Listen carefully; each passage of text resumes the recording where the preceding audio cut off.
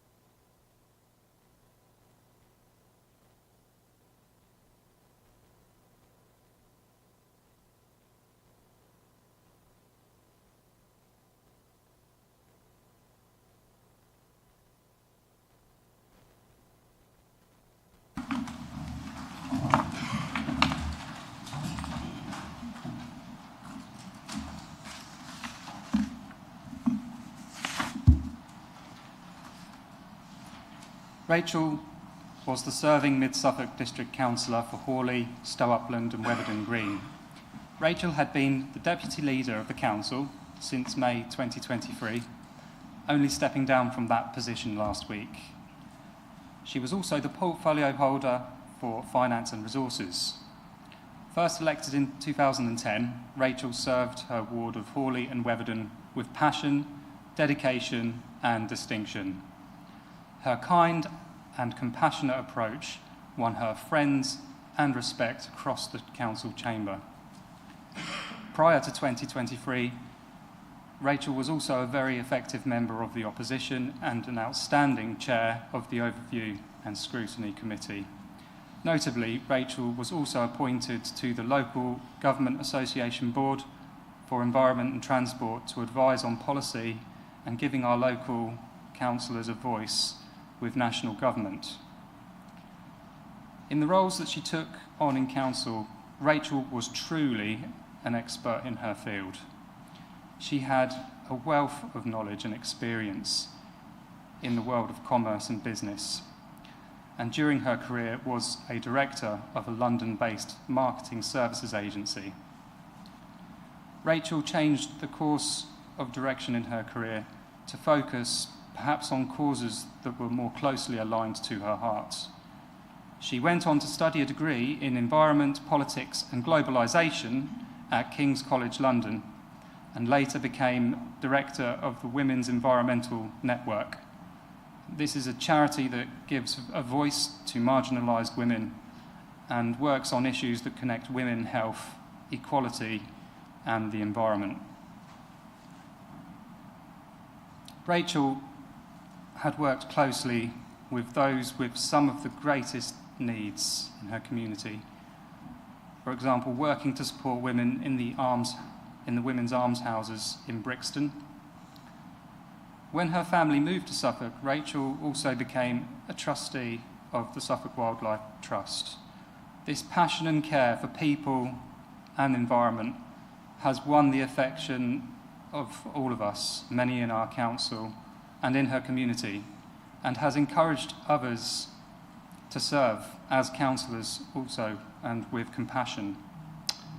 In November 2018, Rachel was diagnosed with multiple myeloma, bone marrow cancer.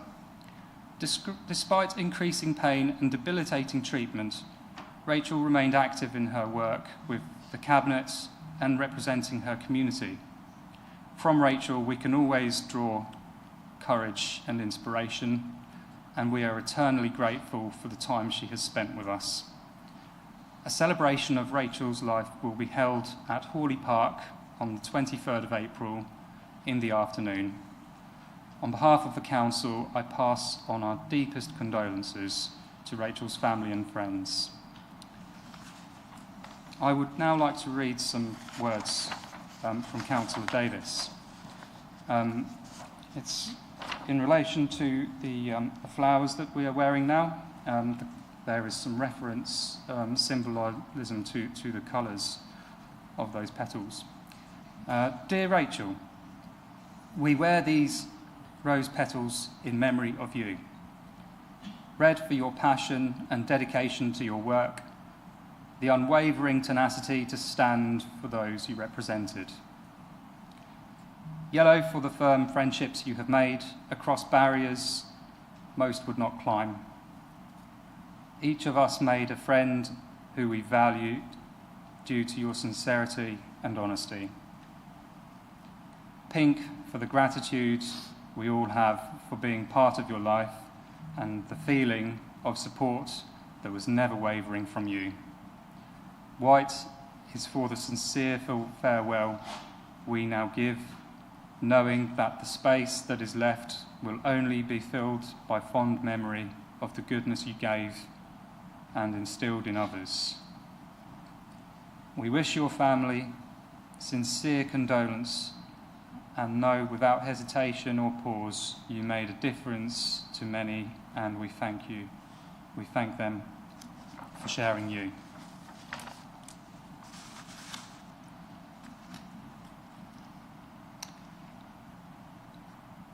Councillor Mellon would now like to say some words. Following this, any councillor who wishes to pay tribute is welcome to say some words also. Thank you. Thank you, Chair.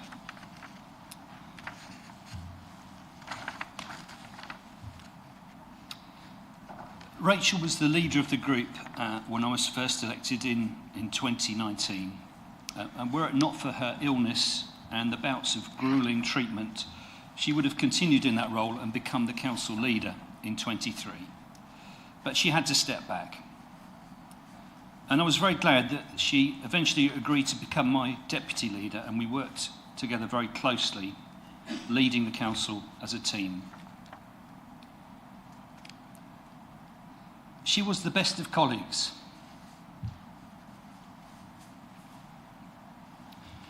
Knowledgeable, experienced, supportive, but also challenging when required. And I came to rely on her entirely. As well as a colleague, she was a friend who, despite her own ill health, was often concerned for others' welfare. I will remember Rachel as someone who did not allow her illness to define her. She was a passionate advocate for the planet and for people, and she seemed to know everyone in her ward. So she is a huge loss to this council, to her community, to those of us who work closely with her. And I will miss her more than I can say.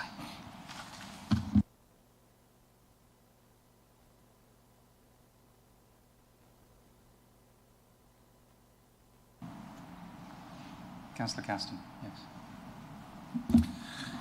Thank you very much. I'd quite like to say a few words now on behalf of the independent group. Rachel was a wonderful caring and an incredible person. On Sunday, I went back through my emails to 2015, and I just joined the council. I'd just got onto the scrutiny committee. Rachel was chair, and I was just absolutely blown away at all the emails and the support she gave me when I was in that role. I was just a young man, sort of suddenly in a job, and it was scary to go straight onto a scrutiny committee, not know where things were and everything. I got it all. She sent absolutely everything to me. I've got emails telling me exactly what I have to do, what everything means, and she gave me a huge amount of support. She taught me how to be a district councillor. She also was the absolute epitome of a chair of scrutiny, and that's a work in progress for me at the moment, but there would be no better chair of scrutiny. Everything she did, she knew exactly what she was doing, how it all worked. She, when I was chair of the council, I'd occasionally get an email saying, I've got a treatment, I'm going to be 40 minutes late for the meeting. And I'd say, Rachel, look after yourself, don't worry about coming to the meeting straight afterwards. And she would, and she'd turn up and she'd know exactly what she's doing. She knew the papers inside out, and she just carried on, and her work ethic was absolutely amazing. Like when she came and took on the finance portfolio, and within a week she just knew every aspect of the finance. She could answer any question. She was just an absolutely incredible person. She was a great councillor, and on behalf of the group, we're going to miss her terribly. Thank you. Councillor Scarr. Thank you. Well, unlike many colleagues here, I did not have the privilege of knowing Rachel for quite so long as they did. But working with Rachel was always a pleasure. Her dedication and passion as a community champion and a councillor shone through so brightly. When Rachel spoke at a meeting, everyone listened intently, and I think that's the mark of a truly exceptional councillor. Rachel's grasp of any subject coming before council was truly legendary, and I'd like to extend my sympathies to her family, her colleagues, and all those who knew her. She would be greatly missed. Thank you. Councillor Mansell. Thank you. I'd just like to say that I feel very honoured and privileged to have worked alongside Rachel. I was probably one of the people who she persuaded to, or encouraged to become a councillor, as I got first elected in 2011. And I say I feel honoured and privileged to have worked alongside her, but I don't think I was alongside her. She was in a league above me.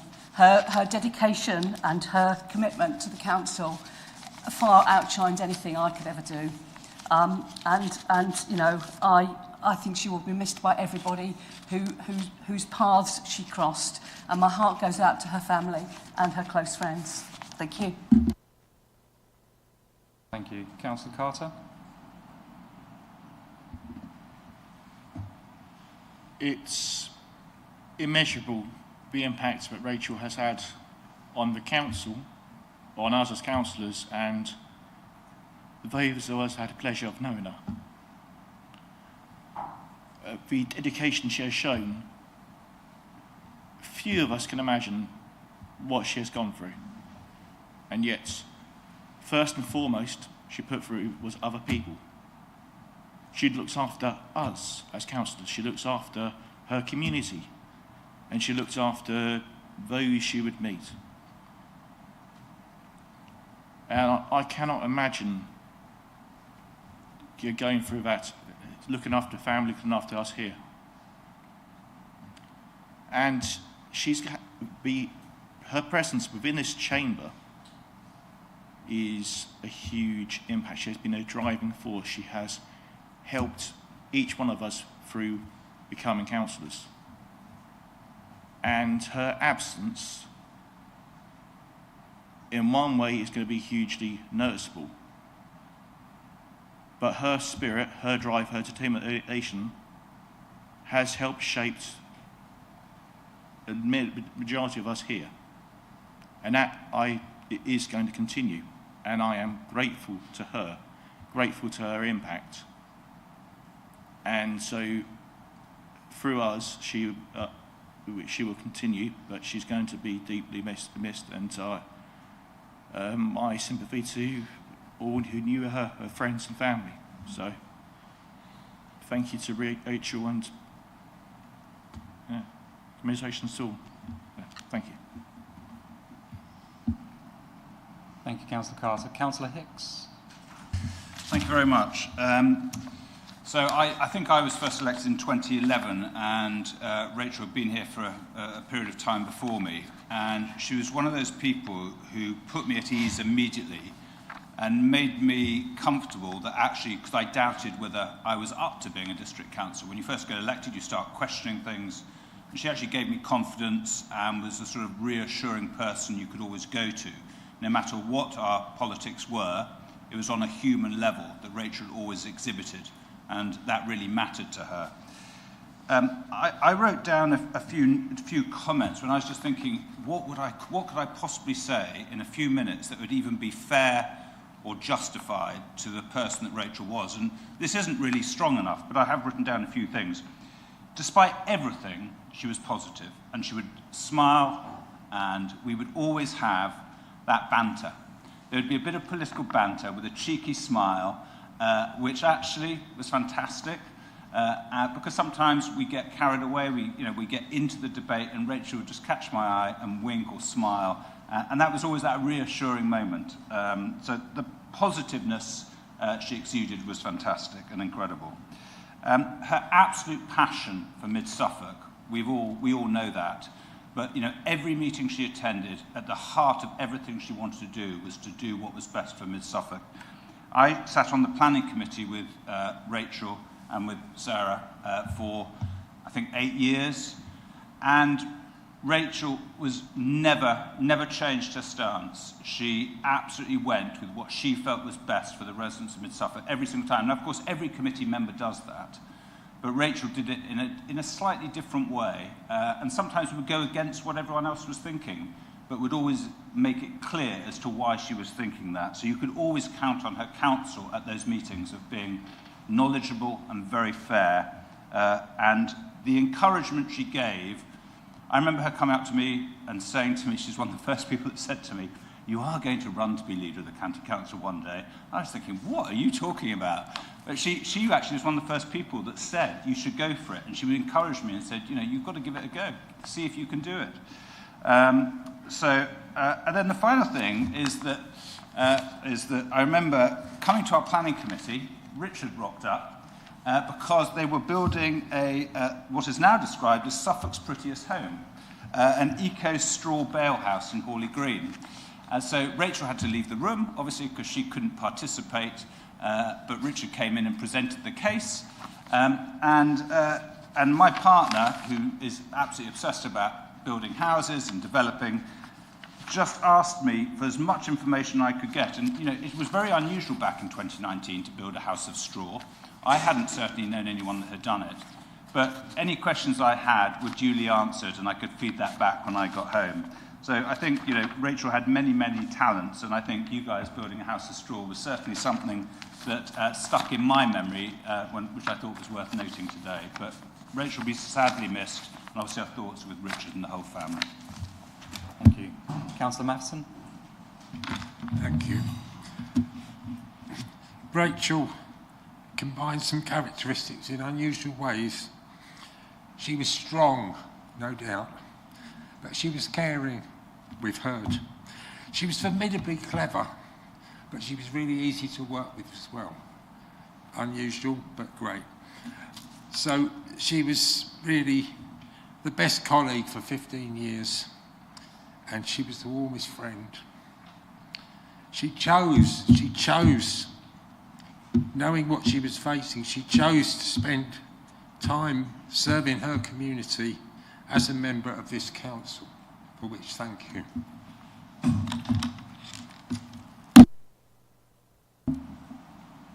Councillor Matheson. Councillor Richardson. Thank you very much, Chair. Firstly, may I offer my sincere condolences and that of the Conservative Group to Mr Stacey and to Rachel's friends and family for their loss, but also to her friends and colleagues in the local Green Party on the passing of a long-standing and, as we've heard, highly regarded councillor. Rachel was diligent and determined in her role, for which she was rightly and absolutely admired across this chamber. She was formidable too. And as we just heard from Councillor Matheson, she had a razor-sharp mind.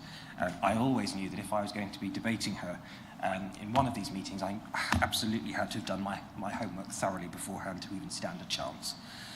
But as we've heard already, Rachel was always courteous, kind-hearted and thoughtful in the way that she conducted herself. After the by-election, I came to watch the September meeting of the council from the public gallery.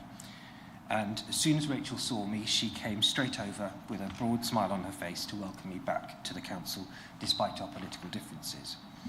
That is, I think, a small but absolutely characteristic example of Rachel's warm-hearted nature. But it was always a mistake to underestimate her. As she lived with her illness, she remained unwaveringly committed, both to representing her residents and to fulfilling her responsibilities both as a councillor and more recently as deputy leader for as long as she could. There can be no doubt that we have lost an extraordinary friend and colleague. She will be sorely missed, but never, ever forgotten. Thank you. Councillor Pearson. Thank you, Chair. I would like to add a few words, literally a few words. I've been collating the tributes that have been pouring in for Rachel this week. And there are some words that stand out, having been repeated time and time again. 4 of them: dedication to every aspect of her role, determination to always do the very best, politeness, listening to everybody's opinions, regardless of whether she agreed with them or not, compassion, her really great concern to help and support others. To those, I would personally add one more word, which was courage. I'll echo what Councillor Caston said. I worked with her as a fellow ward member. She would arrive at parish council meetings in the evening, having had treatment during the day. And I'd say, exactly as you have said, why don't you take a break? And she'd brush it off. She'd say, I'm a bit tired, but I'm fine. She was an amazing person. Thank you. Thank you. Councillor Stringer. Thank you, Chair. Councillor Rachel Eburne, in I think everyone's opinion, embodied the very best of what a councillor can aspire to and become. I remember being part of her election campaign for the Hawley ward at the time, when Bruce Cameron Laker stood down. That was that long ago. And I remember that campaign. Before that campaign, had never met Rachel.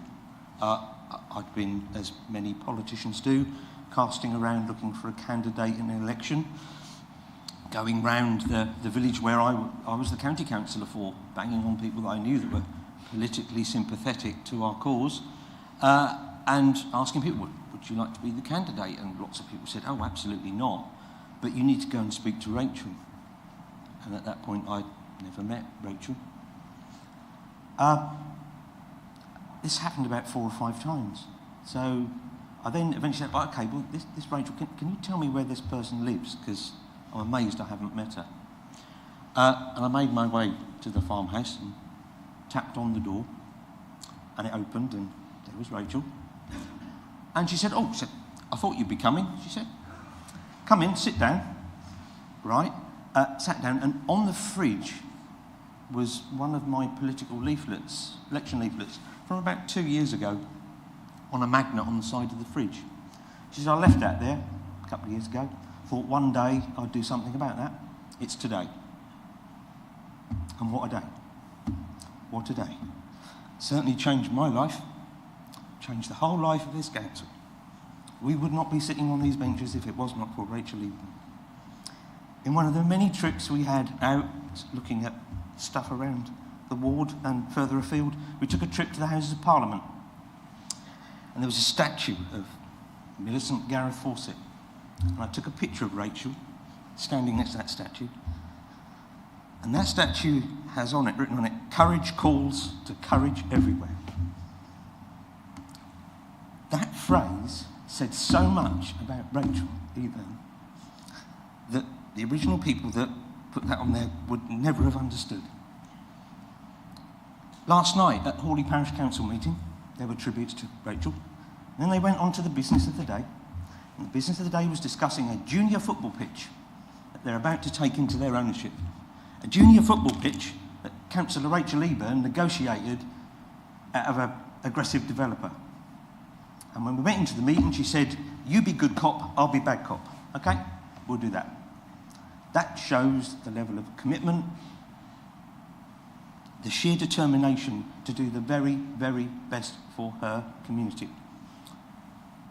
At the Hawley Parish Council meeting, the month before,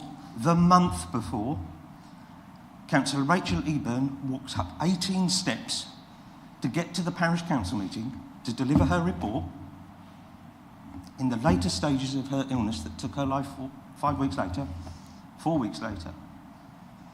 And we were giving our reports, and she sat there for a while, engaged in the debate, and then after about half an hour, she walked back down those 18 steps, realising her community was still being served, but making sure it was, right up until that point.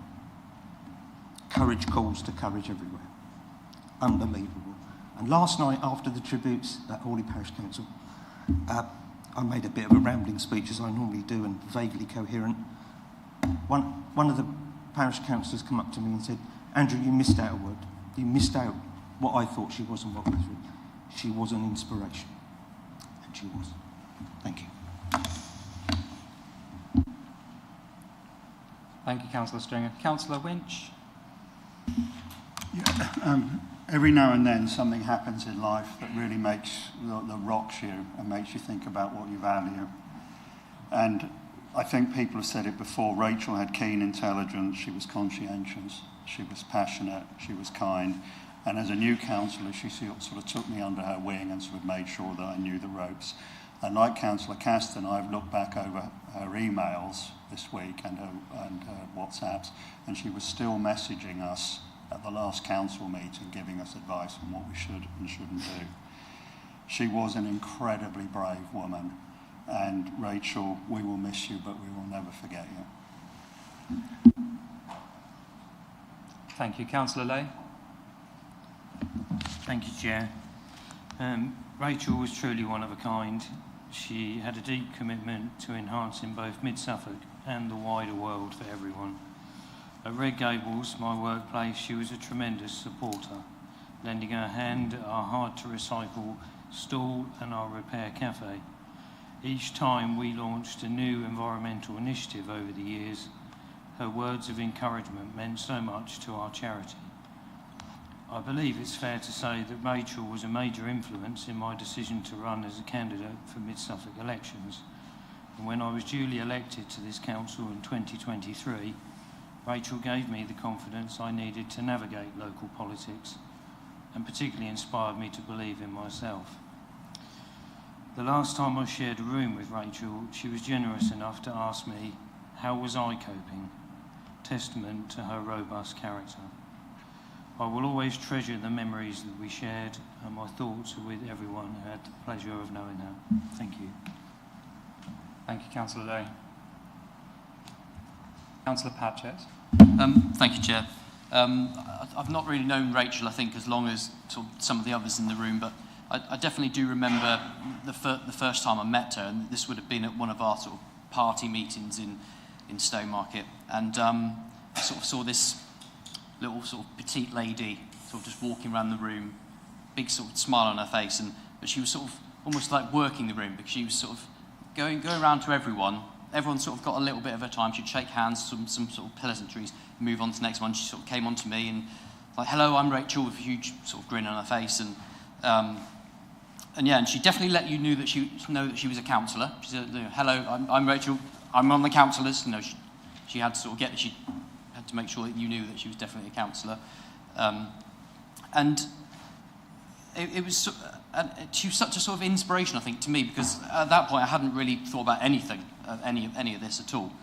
But I think she was probably sort of out of, you know, everyone, of all the people that were there, I think she was probably my biggest inspiration to actually stand, because she was just so intelligent. And I knew I could never really match her sort of on any kind of level at all, really. But I think when you look at Rachel and the dedication that she gave and she had, and just like her wit and her humour, and she always had a smile on her face. And I think if you could ever talk to anyone about what's it like to sort of be a councillor and what do you need to do, you just go, look at this person. She is the absolute, like, archetypal blueprint of what a councillor should be. And she definitely, I don't think would have sort of stood if it wasn't for her sort of support, but actually just sitting back and just observing her, sort of watching her go. You know, everything that she got stuck into, especially the finances, she made the job look easy, and it certainly isn't and wasn't. I think sort of Richard and Janet will tell you that, you know, and those who have been sort of finance cabinet members as well, it's really hard, but she kind of made it look easy because she was just so good. And I just, you know, I think, I like to hope she's somewhere now sort of watching down on us, and, you know, hopefully whatever faith you are and whatever you believe in, perhaps she's in heaven. I like to think heaven is probably run by a council, and she's probably already been elected to the council and is probably looking through the books of heaven, the last 10,000 years, and she's probably picking out all the faults and things in it, because just that, you know, that's how good she is. And yeah, I'll definitely miss her. But I think I'll sort of I'll miss the jokes we had, because a lot of the jokes, I think that my sense of humour, a lot of people probably don't get, but Rachel did get it, because she just had so much wit and intelligence that that she, you know, she could just pretty much understand anything. So she even got me. So thanks a lot. Thank you, Councillor Patchett. Councillor Warboys. Thank you, Chair. I'd just like to pass on some messages of condolences I've received from some ex-colleagues, some old colleagues. When I first met Rachel as a somewhat frustrated candidate for councillor, it took a few conversations, but we established that she'd been one of the first cohort of students at Stockman High School. And after a few conversations about dates and things, I actually missed teaching her by a couple of years. My colleagues have expressed their condolences. They remembered her as an intelligent and very positive student, and it doesn't always go together, but a very kind and compassionate student too. So these are memories from an awful long time ago, and I think if they'd known the adult Rachel became, they would see that those traits were embedded in her from a very early age. And I'm just sorry I didn't get the chance to teach her, and then I could have said I've known her for ever such a long time. I wish I'd known her longer. Thank you. Councillor Warboys. Councillor Elkin. I'll just say something very briefly. I mean, I haven't known Rachel as long as many people in this room, but I just wanted to share my own Rachel anecdote. After being slightly unexpectedly elected and finding myself at my first big council meeting feeling rather out of my depth. Rachel, despite everything she had going on, being deputy leader and a new administration, I didn't say anything, but she noticed across a busy, crowded room that I was feeling a little bit out of my depth, and she came and checked in on me. She checked I knew what I was doing, and I thought that that said so much about her that we've heard lots about what an incredibly skilled person she was and what an incredibly dedicated councillor she was. But she was also a very compassionate and kind human being. Thank you.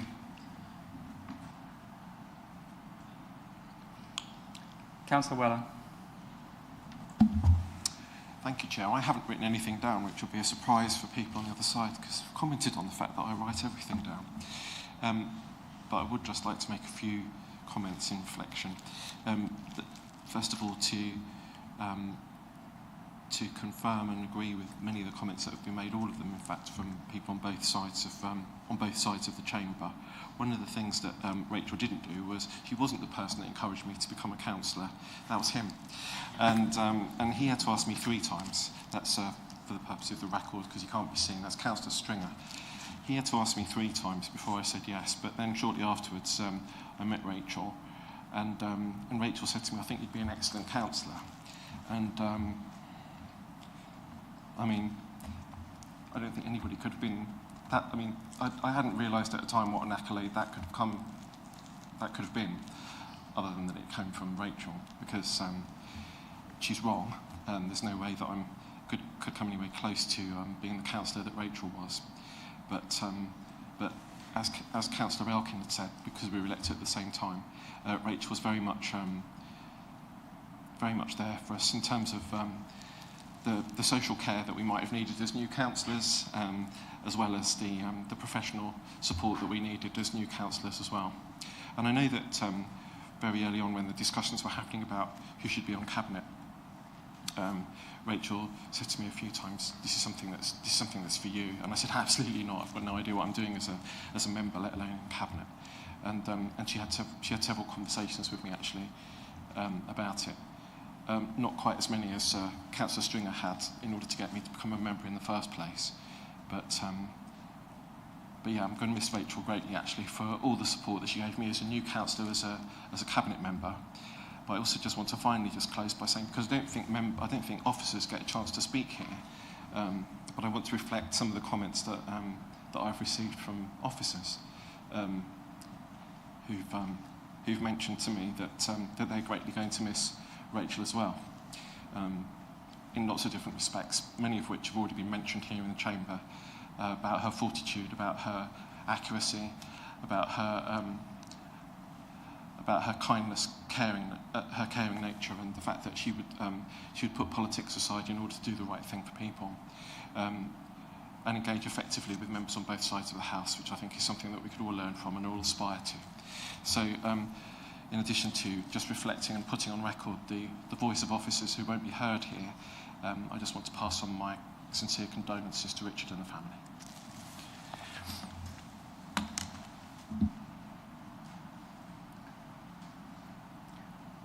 Thank you very much. Thank you to all councillors who have shared their warm words. We will all miss Councillor Eburne greatly. At this point, I think we will take a quick break for 10 minutes before we reconvene the meeting. So we'll come back by 6:20. Okay, thank you.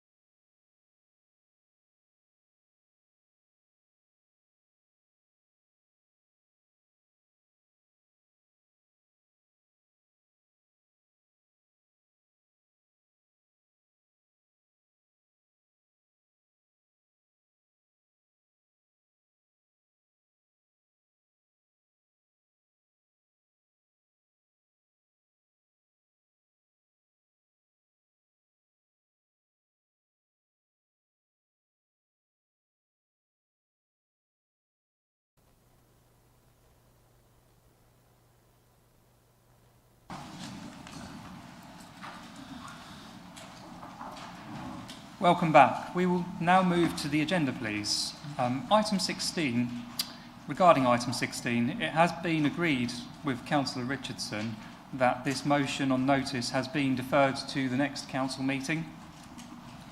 So we'll move on to item 1, apologies for absence. Thank you, Chair. We have received apologies from Councillor Terry Lawrence, Councillor Ollie Walters and Councillor Jen Overett. And Councillor Rowe and Councillor Banbury are planning to arrive later. Thank you. Item 2, declaration of interests by councillors. The monitoring officer has granted Mid Suffolk District councillors a dispensation to allow them to speak and to vote on matters concerning devolution and or local government reorganisation at all Mid Suffolk District Council meetings where they may otherwise have a disclosable pecuniary interest, other registerable interest or a non-registerable interest through their membership and or receipt of allowances from Mid Suffolk District Council, Suffolk County Council or town and parish councils in Mid Suffolk. Are there any declarations of interest? No? Thank you. We'll move on to item 3, MC 2446, to confirm the minutes of the meeting held on the 27th of February 2025 for accuracy only. Councillor Matheson. Thank you. Could I have a seconder? Councillor Warboys. All those in favour? That is carried. Item 4, Chair's announcements. I would like to refer you to paper MC 2447 for noting. The only thing I would like to add to that is that Councillor Scarf attended the Suffolk County Council Chair's event at Ipswich Town Hall yesterday in place of myself. Thank you very much, Councillor Scarf. Item 5. Leaders' announcements. I would like to invite Councillor Mellon to make his announcements. Thank you, Chair. Hopefully fairly short this month. Earlier this month, I and other councillors, along with officers and representatives from our partner organisations, attended the groundbreaking for our Skills and Innovation Centre at Gateway 14. This is an important milestone for this exciting project. It's taken a lot of work to get to this point, and I'm grateful to everyone who has played a part so far. And I'm happy to acknowledge that the previous administration supported the initial concept of this centre. As you know, the Skills and Innovation Centre will be a state-of-the-art hub for pioneering businesses and for training, with a particular focus on the green economy, digital and AI technology. And I'm also delighted that the contract to run the centre has been awarded to Hethel Innovation, who have provided support to hundreds of businesses across East Anglia, and they already successfully manage 3 of these sites in Norfolk. So I'm sure we will all look forward to seeing the progress of the build ahead of the centre opening next year. At our last full council meeting, I reported how we'd extended the opening hours at our customer access point in Stowmarket back up to 5 days per week, and that is going very well, with good numbers coming through the door. I'm delighted to say that from the Friday the 28th of March, we will also be opening our first joint customer access point at iLibrary with Mid Suffolk Citizens Advice, and staff from the council and from the CA will be on hand to help residents every Friday morning. So I'd be grateful if members in that area could publicise that. Lastly, Mid Suffolk District Council, along with our Baber colleagues, have been awarded £2.9 million from the government's Warm Homes Social Housing Fund. And this money will be used to install energy-saving measures in social housing. And these measures have a triple benefit. They deliver warmer homes, they reduce carbon emissions, and they also help residents to save money on their bills. So this funding will help people in our council homes. We also have our Cosy Homes initiative, which supports energy efficiency in the private sector in Mid-Suffolk. And there's also the Warm Homes Suffolk initiative that supports people across the county. Now, these projects are not high profile, but they are all making a difference practically house by house to residents' quality of life, whilst also addressing climate change. Can I just also mention this Mid-Suffolk magazine, which should have gone through every door in the district over the last month.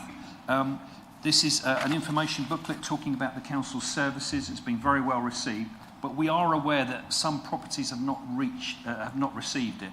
It was delivered by Royal Mail. So if you have residents who have not received a copy, Brad would like to hear those addresses so he can follow it up. But I think most places have got it and it's been very well received. Thank you, Chair. Are there any points for clarification? Thank you. Item 6, to receive notification of petitions in accordance with council procedure rules. None received, Chair. Thank you. Item 7, questions by the public in accordance with council procedure rules. None received, Chair. Thank you. Item 8, questions by councillors in accordance with council procedure rules. I refer you to the questions in the table papers. I would now like to invite Councillor Richardson to ask his question. Thank you very much, Chair. The question to Councillor Weller. Please could you confirm how communities are able to access the new sports provision outside of Stowmarket funding provided for in the Capital Ambition Programme as approved at the previous full council meeting?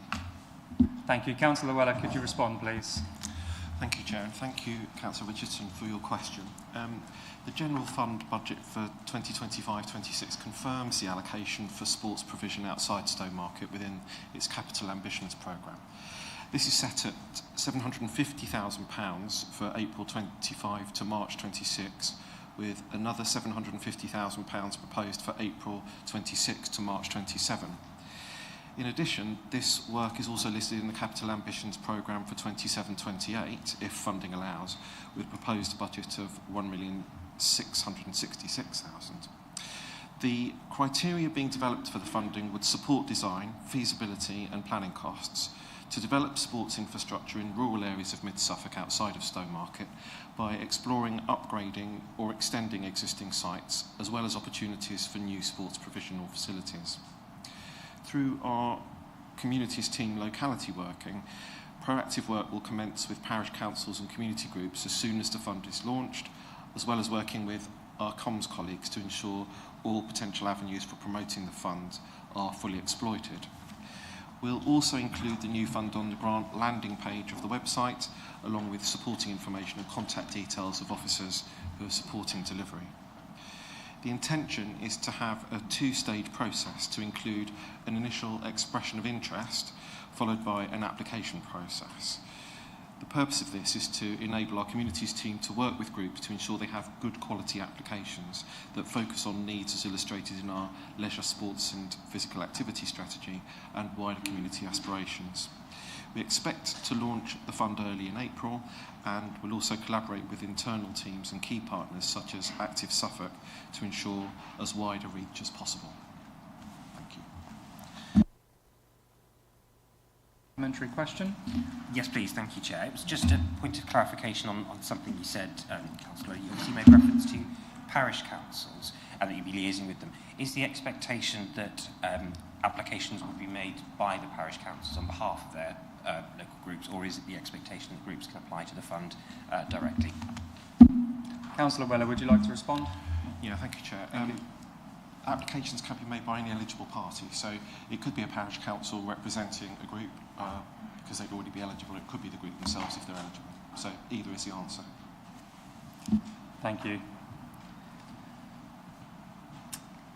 We'll move on to item 9, English Devolution White Paper, Local Government Reorganisation. I would like to invite Councillor Mellon to introduce paper MC 2448 and to move the recommendation in the report. Thank you, Chair. Councillors, you will all be aware of the government's plans to reorganise local government alongside devolution. Now, these two processes are separate but linked, and we will be discussing devolution and progress towards setting up a mayoral combined county authority at an extraordinary meeting in 3 weeks' time. Can I first say that very few people were advocating for a local government shake-up. Apparently Eric Pickles, when he was Secretary of State for Local Government, claimed he kept a pearl-handled revolver in his office desk, which he threatened to use on any civil servant foolish enough to propose reforming local government. And I have to say, after the last few weeks, I can understand where he was coming from. It's complicated, it's messy, it's a huge disruption for officers and councillors. But we have a new government with a huge majority. They seem to have lost or locked away the revolver, and they're determined to push this through. But this is also an opportunity. At the end of this process, we need something better to emerge for our residents and our communities. The current architecture of local government is 50 years old. So if that is being junked, we need something new that can last long into the future, not a short-term fix. And there is an opportunity here for wider public service reform so that services like health, policing, justice and others can eventually be aligned and delivered on the same geographies. Now, the report and the appendix we're considering today is the first bit of a two-part process. Government has invited councils to submit an interim proposal by this Friday, to be followed by a full detailed proposal by the 26th of September. So we will be returning to this issue again later in the year. Now, preparing this report is not colluding in our own annihilation. It is a sensible response to the process we are faced with. And if we don't engage, it will be done to us, and that is clear. But at the moment, it's unclear what, if any, feedback we will get on the interim plan, nor when any final decision will be made about the shape of local government in Suffolk. And we continue to seek clarity on these issues. Now, the interim plan at Appendix C is the culmination of an intense period of work by leaders and chief executives of Suffolk's district and borough councils, and I'm bringing it here today for council's agreement before submission on Friday. And all the districts and Ipswich Borough Council are meeting this week to do the same. Now, as I'm sure we are all aware, there are two different visions emerging for Suffolk's future local government. One is a single unitary for the whole county, and that's being proposed by the administration at Suffolk County Council.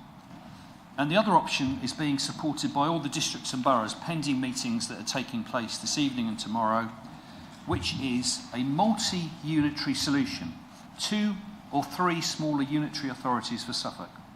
And this is the interim proposal that I'm asking you to support this evening. Now, inevitably, if we start talking about dividing up the county into 2 or 3 pieces, people's minds will start turning to maps and to where the boundaries will fall. But can I encourage you not to get hung up on maps and lines at this stage? It's just too early. What we're looking at here is the principle of establishing 2 or 3 smaller unitaries, and the details of that will be worked out later. So why do I support this proposal? There are a number of reasons, but with limited time I can only set these out briefly. Firstly, I believe that we need councils which are anchored in the communities that people understand and which are the right size. So large enough to be resilient, but small enough so that people can connect with them and feel that this is their council.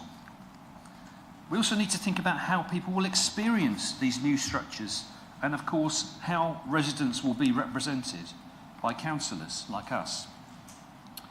There are currently 308 council seats across all the various councils in Suffolk, and albeit some people like me and 1 or 2 others here occupy 2 seats. Now, we know this would inevitably be reduced by the reorganisation process, but we need enough councillors so that residents are well represented. So reducing the number of councillors down to between 90 and 140, which is the single unitary proposal, would, I believe, put an intolerable workload on those councillors. But any more than about 75 would be a very difficult chamber to manage. So our proposal for 3 unitary councils of about 60 councillors each would make sure there is not a democratic deficit. And lastly, I think this is about place. We can get stuck in a debate about process, about maps, about spreadsheets, about savings and efficiencies. But we need a broader vision about delivering for our residents and keeping the local in local government. So I'm happy to propose this paper, and I'll ask for a seconder. Thank you, Chair. Thank you, Councillor Mellon. Councillor Whitehead, are you happy to second? Yes, Chair, I'm happy to second, but reserve my right to speak to later. Thank you. Thank you very much. Okay, we will now move on to questions. Councillors may ask as many questions as they wish. However, it must be relevant to the subject under discussion and must be a question. Would anybody like to answer a question? Councillor Winch. Can I just 100% clarify the governance process here? This is a council decision. There's no executive or cabinet involved in the decision going forward. Is that correct?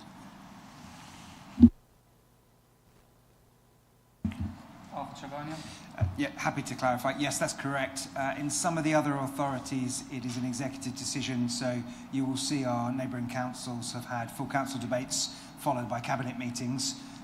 Because the nature of our constitution means that we have different clauses, and so it's a decision made here rather than needing to then go on to cabinet.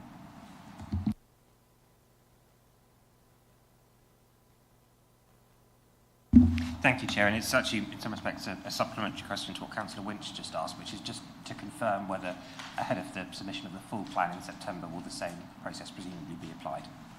CEO? Yes, that's correct. Thank you. Any further questions? Okay, it looks like we've finished questions, so we will now move on to the debate. Councillors will be allowed to speak once for 3 minutes, and this will be timed. Would anybody like to start the debate?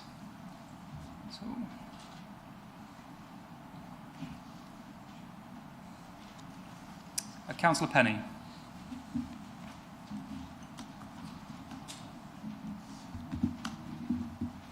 Thank you, Chair. Well, if no one else is going to speak, I'll put forward a different perspective, perhaps slightly, to what I think most people in the House will be discussing. When I first heard of these proposals for local government reorganisation, as I prefer to call it, my thought was, why, when this council has just won awards, would there be a plan to break it up? This sounds like an absolutely crazy idea. We have a healthy general fund. We're doing quite well. Why destroy it? It's crazy. But I do think that this council's officers have proven how well they can work collaboratively, which is why those results have been awarded. So I think our officers have the ability and the experience to work collaboratively with other councils to do a good job. And the same could be said for what has happened at East Suffolk District Council and what came before. And you might think it's a bit crazy to have one authority collecting waste and another in charge of disposing of it. But when you look into actually what those operations are, collecting of waste has to be micromanaged, and we need people who know the area to do the job well. Whereas projects like disposing of the waste require large-scale provision. And the same happens with some county council services. Some of those do require local small-scale teams. But I know devolution's got to happen.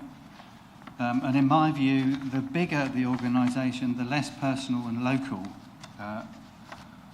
they can be. We all know large organisations where you can never find anyone, any real person to speak to, either on the other end of the phone or in person. And when big groups, big companies fail, they fail spectacularly. I'm a passionate believer in empowering communities at the lowest possible level. In my ward, many of the communities abut Ipswich, and it is clear from everything I hear that any proposal for a Greater Ipswich unitary authority would swallow my ward. I know we're told not to look at maps, but I cannot help it, and nor can my residents, as it's a long-held view. Councillor Penny, could you summarise, please? Yes. Thank you. I was going to want to talk a bit more about representation, but I'll cut myself short. Currently, to support my residents, I cannot support the plan unless I'm persuaded otherwise during debate. Thank you. Thank you very much. Councillor Baker. Thank you, Chair. I find myself in a bit of an unusual position within the room because I am a Suffolk County Council officer, which I understand I have dispensation from the monitoring officer today, as well as a district council councillor. So I've been involved with Suffolk County Council for 20 years as a large sort of authority, and obviously more recently sort of as a district councillor. So I'm quite fortunate in that I can see two sides of the coin. And for quite some weeks now, I've been really thinking that actually one whole unitary sort of authority, you know, the whole of Suffolk is the way to go, because actually that makes sense from a county council sort of point of view. When you look at services like CYP and ACS and many of the other sort of directorates, how on earth could you ever split them up? You know, we have enough problems with sort of boundaries and localities and that sort of thing. I also understand on district level how, you know, the different services that districts operate, how they're better done in smaller, in their smaller wards. But something has sort of changed my mindset more recently, and that is, as an officer, you never know in the county what the left arm is doing. Because it's such a large organisation, you will find very often that you have no idea that there is another team or another department just across the way doing similar things to you. And this has come up time and time and time again. Now, anything can be done with the right management, with the right leadership. It doesn't, you know, whichever model we do, at the end of the day, people will work it out and there'll be successes and failures. But the larger the beast, the harder it is to manage. And even though, you know, there are tools with intranets and things where people can search for stuff, you just can't find it. So from an operational level, from sort of a ward level as well, I do feel that making smaller authorities is probably the safer way to go, even though that wasn't my initial thought. Thank you. Councillor Elkin. Thank you, Chair. Obviously, this is at an early stage, and I look forward to there being more data and business cases being made. I think it's fair to say that residents are not currently beating down my door to discuss this issue, but those who have expressed a view have largely said they're not in favour of a giant unitary that takes 2 hours to cross from one side to the other, and they have expressed the view that they feel that something important would be lost in a giant council. I will keep it brief. You might not be surprised to hear this coming from somebody who is 5 foot tall, but bigger is not always better. Thank you. Very much. Councillor Mansell. Thank you, Chair. I think we just need to remember that this isn't something that we're doing out of our own choice. The government have decreed that there is going to be a local government shake-up. And I'm not, you know, I actually think unitary authority could be a better system, because most of the residents that I come into contact have no idea what the district does and what the county does. And they come to me and they moan about potholes, they moan about roads, they moan about schools, all of these things that are actually county functions. So actually having a single authority that does do all of those things that people want to have a little moan about might be a good thing. But I'm all for local, and I'm all for democracy, and I'm all for being open and transparent about the way you organise things. And I am really quite concerned about the thought of having a single unitary authority for the whole of Suffolk. A lot of the unitary authorities that are currently around, and a lot of them are in urban areas. We're a very rural area, and it will be enormous. We have very, very poor public transport links across the county. And, you know, I feel that I am able to represent my ward. Okay, so it is a two-person ward. Linda, can you turn your microphone off, please? Sorry, thank you. It's bigger than some of the other wards, but I feel that that is a manageable size. And although I don't live, I represent two communities, Elmswell and Woolpit. I live in Elmswell, but I feel able to represent the community of Woolpit as well. If my patch got any bigger, I wouldn't be local. You know, if I ended up having to represent people who lived in Great Ashfield or Norton and Stowlang Toft and whatever else would be in a larger division or whatever you want to call it, I wouldn't be their local councillor. I don't know what's going on there. I do think we need to make sure that the size of the patch that is represented by the councillor is a manageable size. And by manageable size, I mean I need to be able to get to a parish council meeting and cycle home. I wouldn't be happy cycling home from Long Thurlow or beyond at 10 o'clock at night. So therefore it would be too big a patch, and I would not be able to represent those people. So the single council idea with a vast number of councillors, even with that big number of councillors, the patch would be too big. So we need to make sure to keep it smaller. Suffolk is a rural area. We're not a big urban conurbation where we can easily travel from one side to the other. I will be supporting a multi-unitary model, or whatever you want to call it. Whether that is 2 or 3, hopefully we will get more idea about that as time goes on. But one Suffolk is not the way forward. Councillor Winch. Yeah, I'd like to try and come at this from the point of view of a resident. So when I first became a councillor, I walked around the village and I met someone who said he voted for, and we had a little chat, and I said, what's the one thing that I can do for you?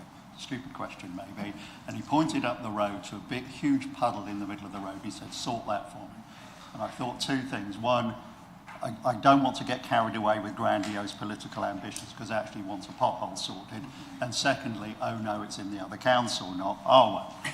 And if I look at all the things that come up on my list of casework or at parish council meetings, they're things like council housing, new developments and planning, flooding, traffic speeds and volumes, road and verge maintenance, refuse collections, facilities in the villages, sports facilities, village halls and amenities, restoring land for nature, cycling and walking, rural transport and buses.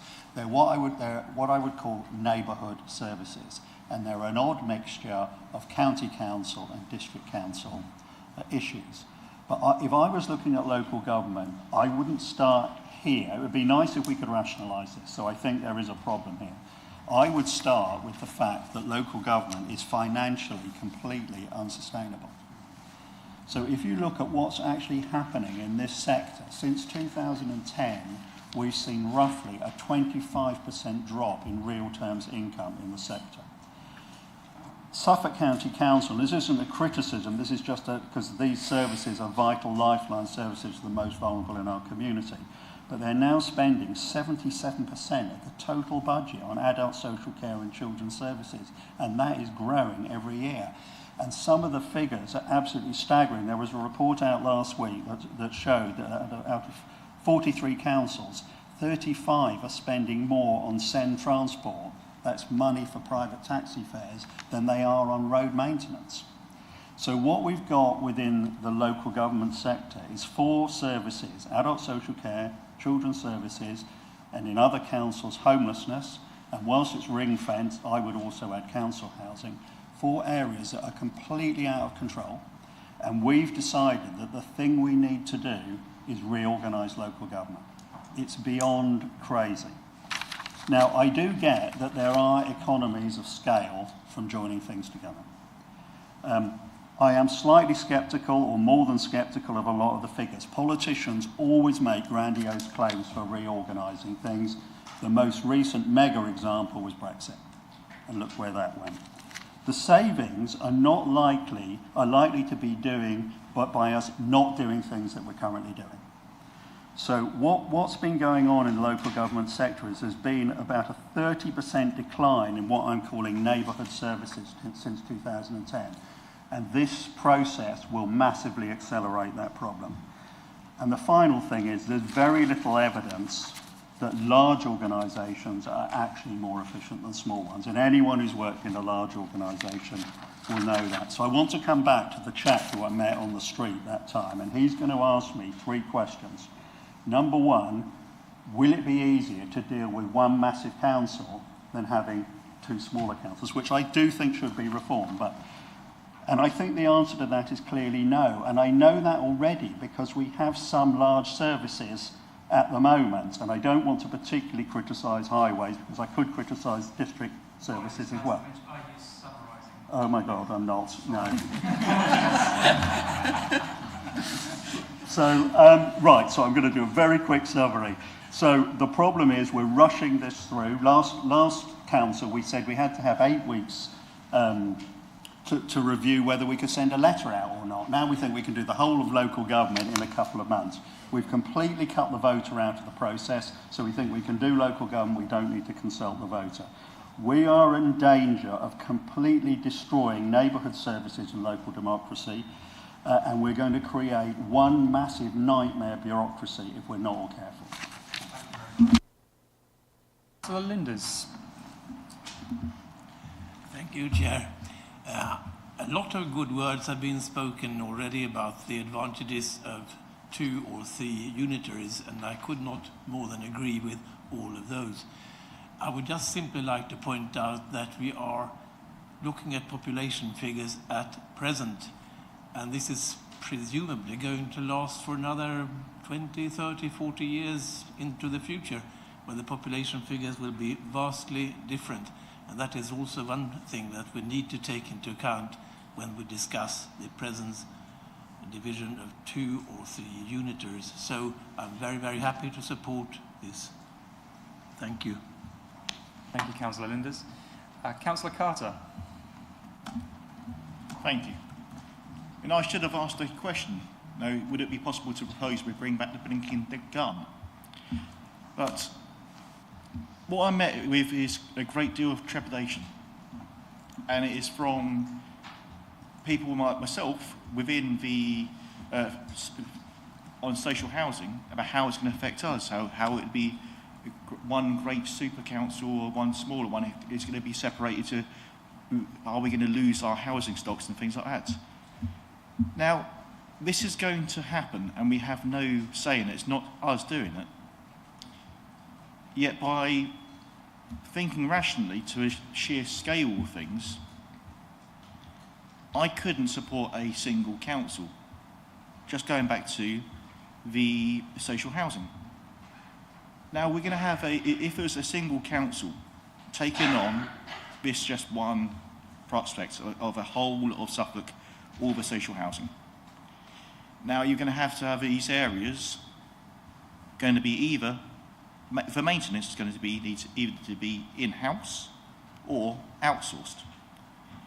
In-house, is it going to be on single bay? Is it going to be spreading out, going back and forth? How is it going to be possible to do that? If you have a emergency repair, are you going to have to wait for 2 weeks for a van to come out to your local area? Or the other option is going to be outsourcing.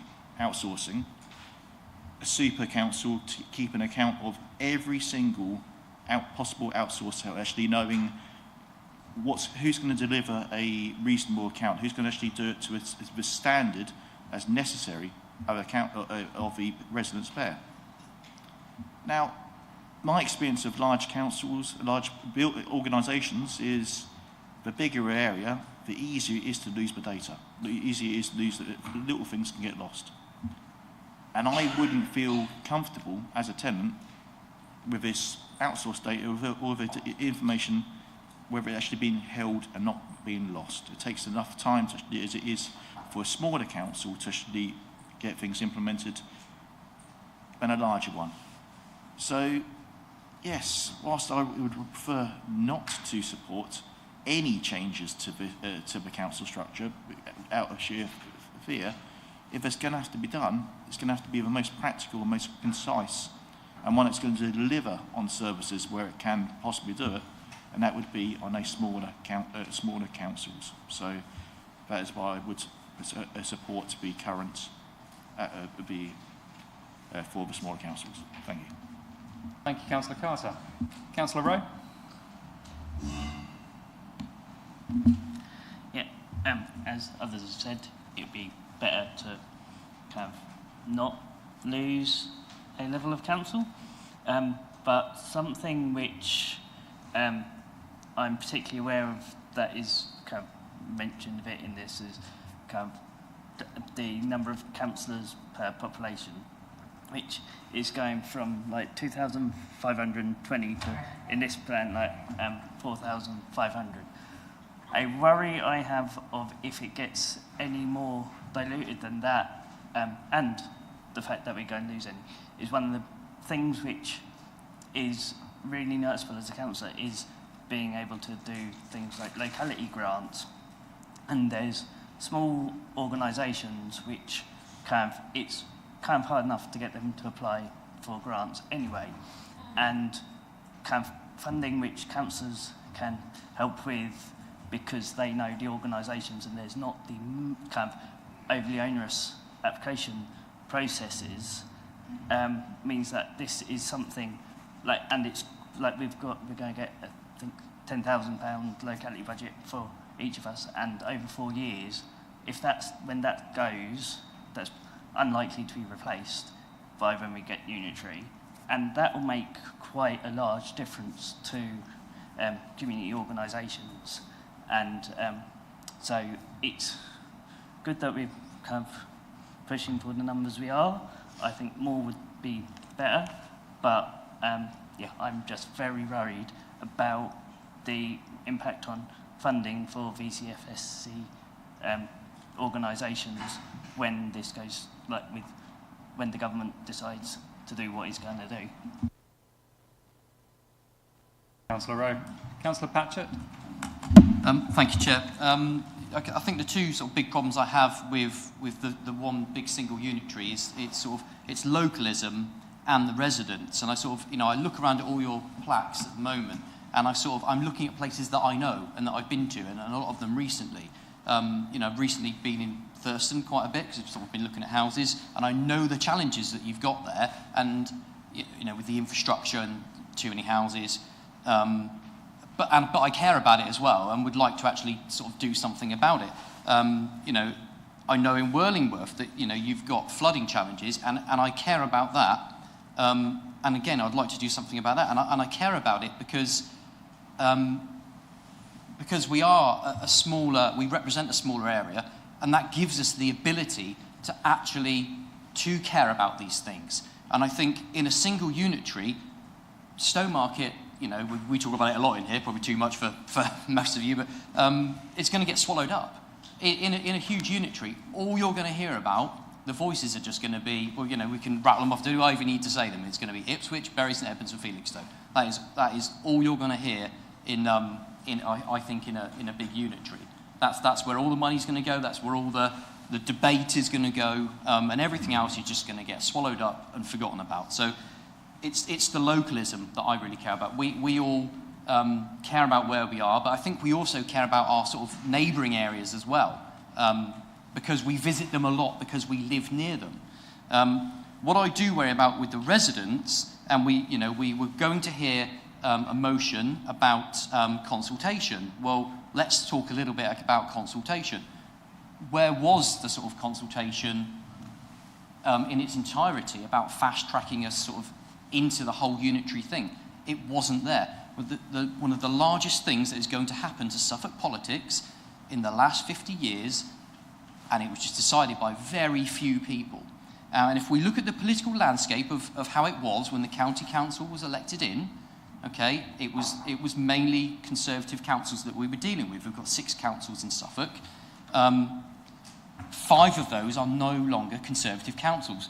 The oldest elected one is Conservative, and it should be having an election in May, but it isn't. And the public weren't consulted prior to that fast-tracking decision.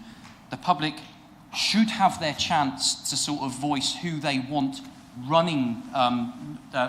Obviously, the county council are the lead of how we're shaping the unitary, and the public should be able to have their ability to have a voice, and it's been taken away from them because of this lack of election. So I think, and I'm glad that the county council leader is here as a district councillor, because I can ask him, what are you afraid of? Why are you so afraid of having an election? What's the fear? Let the public decide, and actually let's shape the unitary by the will of the people, not by the will of you.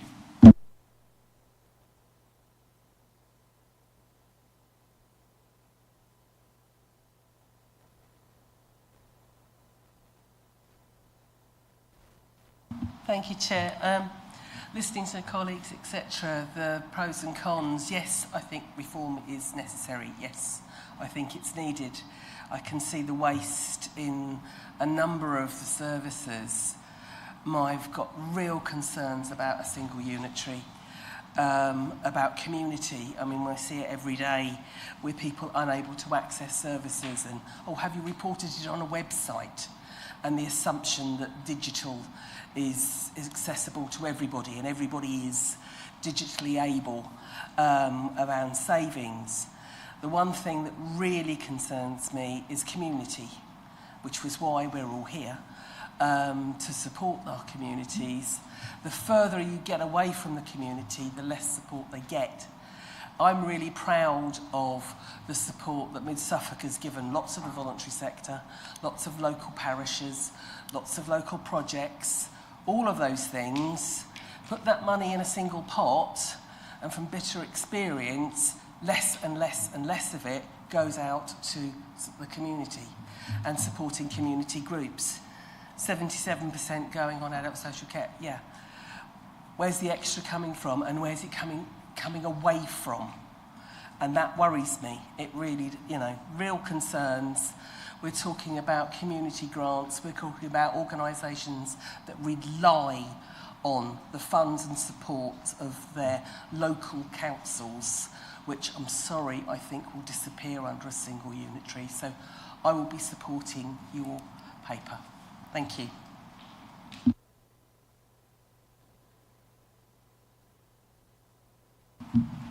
Thank you, Chair. I have to say, I start off by saying I do support unitary authorities. I think actually they are the right way forward. And I think that's probably something that we could all actually agree with, because we do need to reform local government. However, the devil, of course, is in the detail, the geography and the communities that we represent. I think this proposal from the district and boroughs gets to a balance of councillors at a level that is manageable. And in saying that, I say that as an urban councillor who has one parish. Therefore, my task is rather easier than many of you who have many parishes to attend. I think there is a problem in local government in that parishes that are urban should represent more residents than parishes that are rural. So you actually share the work more fairly. So there is a problem with the disproportionate there. I look forward to the business case being worked up, but not one member of the public I have encountered, and I meet people in the street, I meet people in the cinema, I meet people who come up to me in a cafe, they talk to me at all different times, as I'm sure they do to you. Not one person has suggested one unitary as the way forward. However, there is a great deal of concern about how services and local democracy can possibly be delivered locally if we don't go for something more like the 2 or 3 unitary authority. Maybe I'm not meeting those people who are in favour of one unitary authority, but I can only go by what people have expressed to me. So I will certainly support this paper, but I will say one thing to finish off. The districts and the borough do really have to decide on the number of councils. That is absolutely crucial, because united we may stand a chance, divided we will certainly fail. I'm certainly going to support this paper. I really feel, like Lucy said, that, you know, bigger is not better, and the smaller the councils, the closer they are to the residents, and the more they can basically speak up for them and be a part of, you know, be a part of it, and feel local and feel able to actually know what's going on the ground. I totally understand what Keith is saying about being a town councillor or a councillor from a town. It would be easier, frankly, because you're all in one spot. Where I know Matthew will upstage me in a minute when I say I've only got 6 parishes, but I really feel that that's spread me thin enough. I know, like I say, Matthew will soon stand up and say he's got 26 or something. However, I feel that if I was spread out over, say, 10, I wouldn't be able to do the job I can do. I wouldn't feel, like Sarah said, I wouldn't feel part of the place. You know, if you've really got to drive flipping, you know, 15 miles, which I would have to do if I was going any further, I wouldn't feel part of it, and so that's why I'm definitely going to vote for this, and I think that 3 is the way to go, but that's my opinion. Thank you. Thank you, Chair. Yeah, I don't think anybody disagrees that some sort of reform is definitely needed. I mean, a single council would definitely save me bending the ear of Councillor Wellham, Councillor Scarf as my county councillors. I think what people do agree with is they want their voices to be heard, but they also want their councillor they elected to be heard. And so when we talk about 90 to 120 councillors in a single council, there's 2 real standout issues for me. We have really small issues that we can just ping over to an officer and they get resolved really, really quickly. But others take, you know, quite a long time. Supporting residents, parking surveys, for example, in Stowmarket takes a lot of my time. So when we talk about having more residents, very much like Councillor Holmes just alluded to, how are councillors going to balance their time? The other issue with 90 to 120 councillors is that in this chamber we get 3 minutes to speak on an item. So can you imagine a big item that everybody wants to speak about taken somewhere in the region of about 4.5 to 6 hours? I'm not quite sure at what point the guillotine rule would come in. But yeah, I think in summary, whichever way you look at it, for people's voices to be heard, which is what we are all elected for, it has to be smaller unitaries. Thank you. Thank you very much.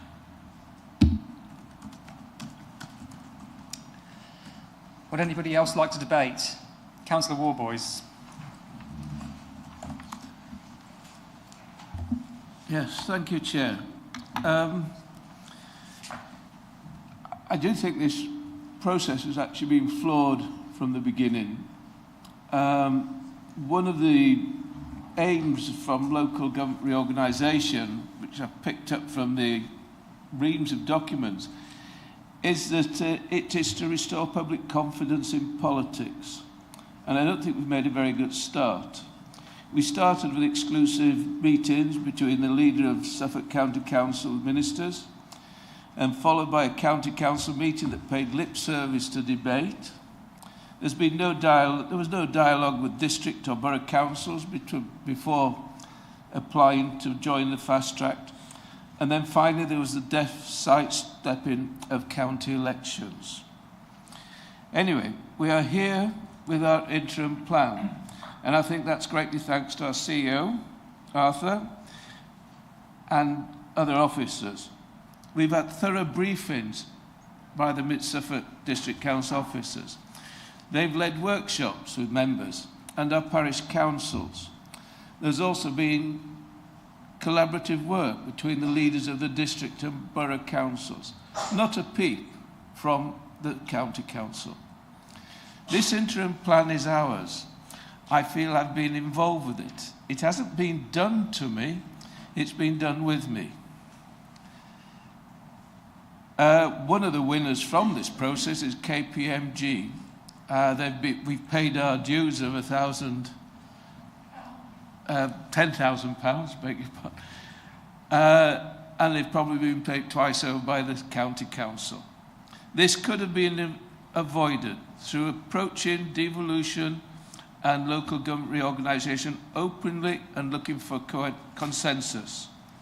There are undoubtedly some benefits from devolution, and LGR.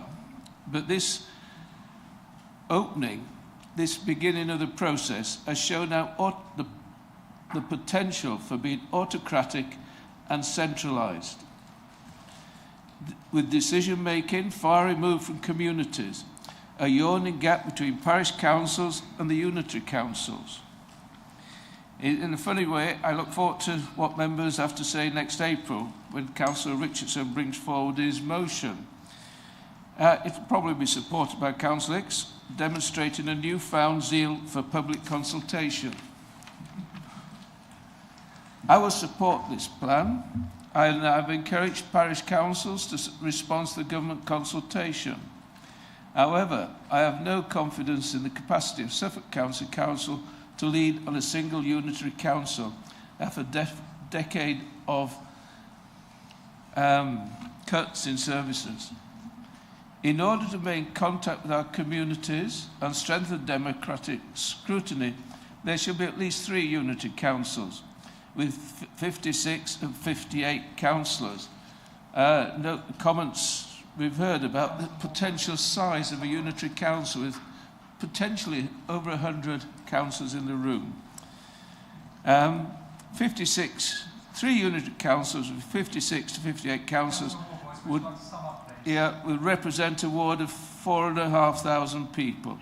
This is an increase in workload. It almost doubles the current workload. So I support this plan and thank the officers for their work preparing it. Thank you. Councillor Matheson. Thank you, Chair. Well, I remember the previous time that the government asked the councils to agree a scheme of unitary, and there was a long and rancorous dispute about it, and nothing was agreed, and there was a lot of strife, and it didn't happen because they'd said, oh, you must agree it, and it wasn't agreed. And so this time there seems to be somewhat more determination to actually do it. One of the interesting things I don't think anybody's mentioned yet is that alongside of this, we are going to be allowed to have a mayor of Norfolk and Suffolk who will take on various strategic responsibilities, and one might imagine that actually some of the things that county does at the moment in terms of the economy and transport would sit more comfortably with a mayor. And so that's a point to keep in mind. Now, I agree quite a lot with what Councillor Penny said at the beginning of the debate about collaboration working already and winning awards and so on and so on. And yes, it does. And it seems to actually work quite well across the county with the districts represented and county officers and so on. That seems to actually work quite well. And really, at that time when we were discussing it previously, a dozen years ago, I said then, well, look, really, there's 4 organisations being brought together here, and in fact, East Suffolk and West Suffolk have been formed, and we almost formed a council with Baber. And so really, ideally, we'd have 4 unitaries, and then we'd form some partnerships to run the bits of the organisation that actually had economies of scale, which I think are not very many, and people have referred to all sorts of things that are best fixed locally, and quite so. So I think the one thing about all that worries me is that there needs to be a good degree of scrutiny and governance of the mayor in that model.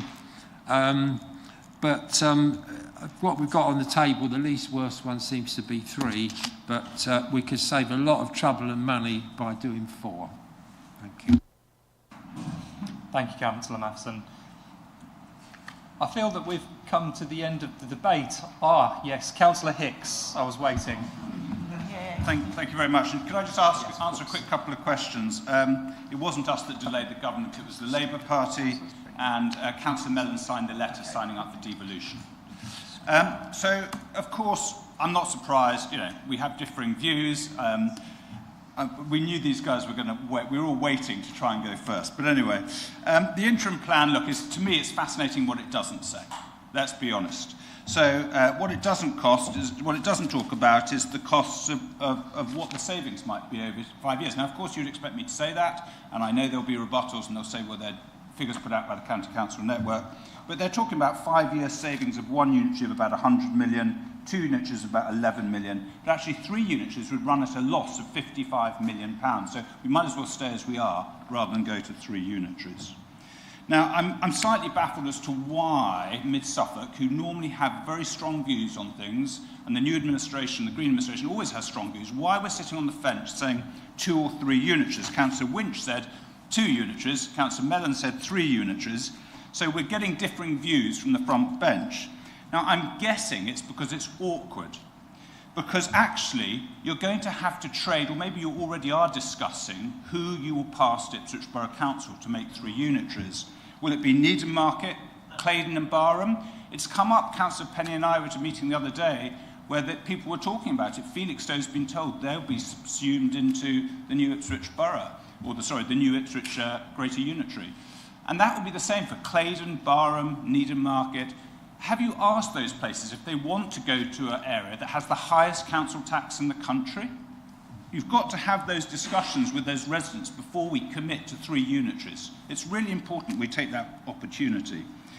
Of course, there is an exam question set by government. It's that unitaries should be between 500,000 and 1 million. That will be for government to decide. I accept they have said there should be exceptional circumstances. Maybe 3 unitaries in Suffolk is, but of course it is only about 275,000, which is some way between the 500,000 and 1 million. For me, being local, actually, representing 26 villages, is that going to a unitary, I'd probably have about 15. For me, that would be far more free evenings, which would be great. But actually, it's not about that. It's about the work ethic of the councillor. Any councillor can be local if you choose to get out there and do your role well. It doesn't come down to the number of villages. It comes down to being out and visible and high profile and doing things for your community and making a difference for residents when they need your support. So, yeah, I hear what everyone says. Of course, I have a differing view. That's fine. Government ultimately will decide. But I just wish that we could make a decision. Is it 2 or is it 3? And I suspect the reason there isn't that decision is because there's an uncomfortableness between how that might split up. But thank you, Mr. Chairman.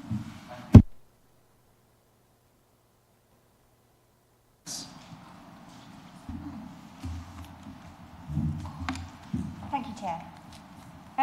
So from what I've listened to and from what I've read and from the conferences that I've attended, for me, with regards to the unitaries, the residents still get 1 council, which is what they want.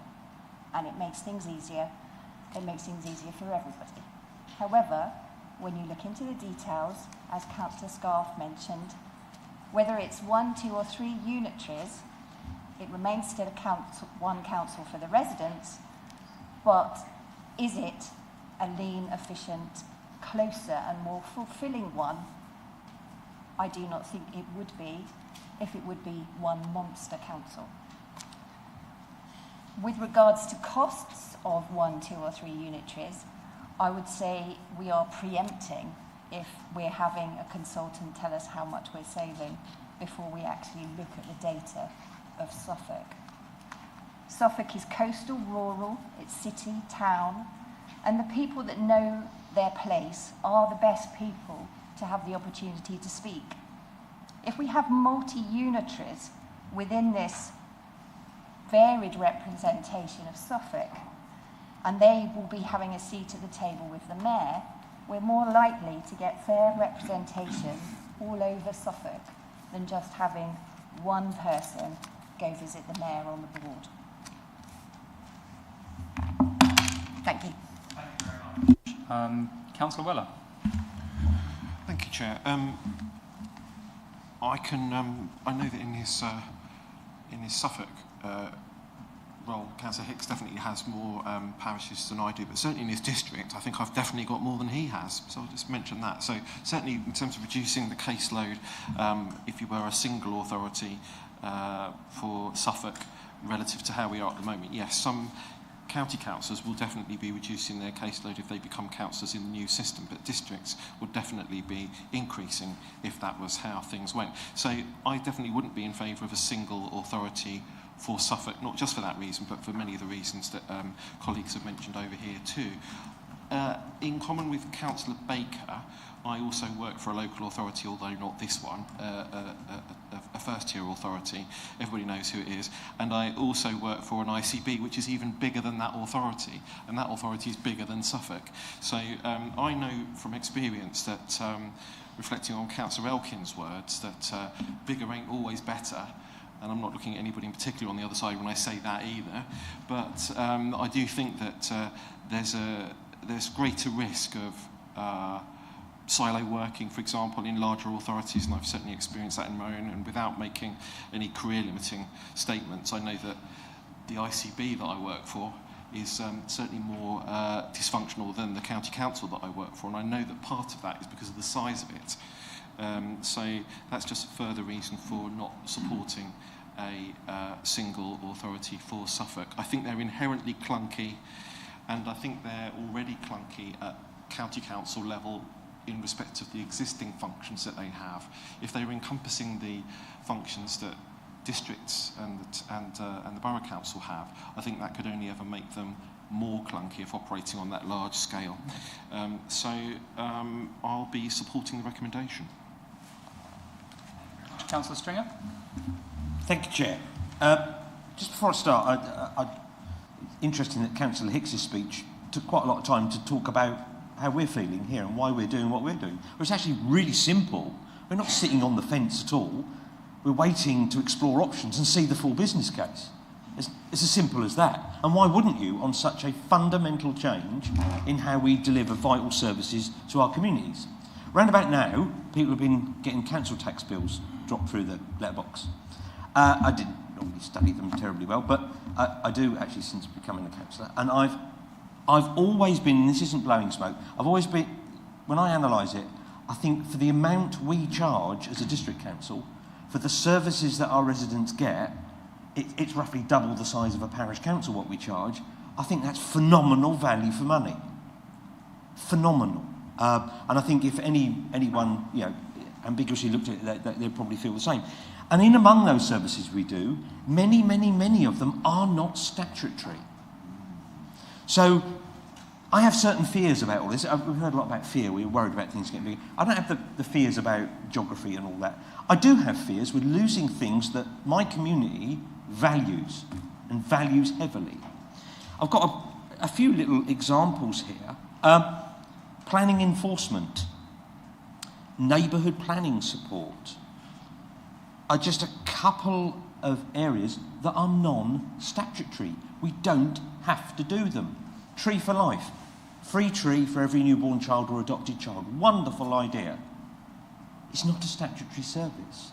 If those three little service areas come up against the hard wall of adult social care, and we have to debate that, adult social care is rightly going to win every single time. Of course it would. So then what happens to those services as we go forward that people highly value? They'll just be gone. One of the reasons I think we should explore all these other options is a discussion I had with someone that's already in a unitary authority. And we were having a good old debate about what we're going to do about neighbourhood planning, something we're going to relaunch here on Friday. And this person wasn't engaging in the debate. I thought, I'm just boring them to death again, like I normally do. And I said, you're not really engaging in the debate? She said, well, of course I'm not engaging in the debate about neighbourhood planning. She said, I'm a councillor in a unitary authority. We don't do that. We do adult social care. End of argument. Our communities would not be best served if we did not make sure that any business case tries to look at all of the options and to protect a lot of those services that we value. Have I got any seconds left? Because I just want to use one instance. Oh, that's brilliant. 10 seconds left. Gritting Old Newton. As a county councillor of Old Newton Primary School, sorry to mention that, There's a hill there, too steep for the gritting lorries to get up, but there's water leaks up the top there, so it becomes a sheet of ice. County Council can't do it, big labyrinthine organisation, can't get there, Andrew, doesn't fit the criteria. You ring the depot, guess what, Andrew, we've got a supply of grit, don't tell your mum, we'll go and do it twice a day while it's icy. Thank you, District Council. That's the value of the services being local, that's what we need to seek to protect. I will vote for this motion. Thank you, Chair. Thank you very much, Councillor Stringer. I feel that we've come to the end of the debate, but Councillor Whitehead has seconded the proposal and will will speak. Sorry, Councillor Richards, did you want to speak? Okay, yes, please. Thank you. Thank you, Chair. Firstly, I would like to thank the Leader of the Council and the Chief Executive for the care and sensitivity they've demonstrated in communicating about this matter over the last few weeks. Change is unsettling for many people, particularly for our officers, given they are directly impacted. And likewise, there are strong opinions about this subject, but I do appreciate the way that they've handled this. And of course, it is imperative that we look forward to the future of the opportunities that now present themselves.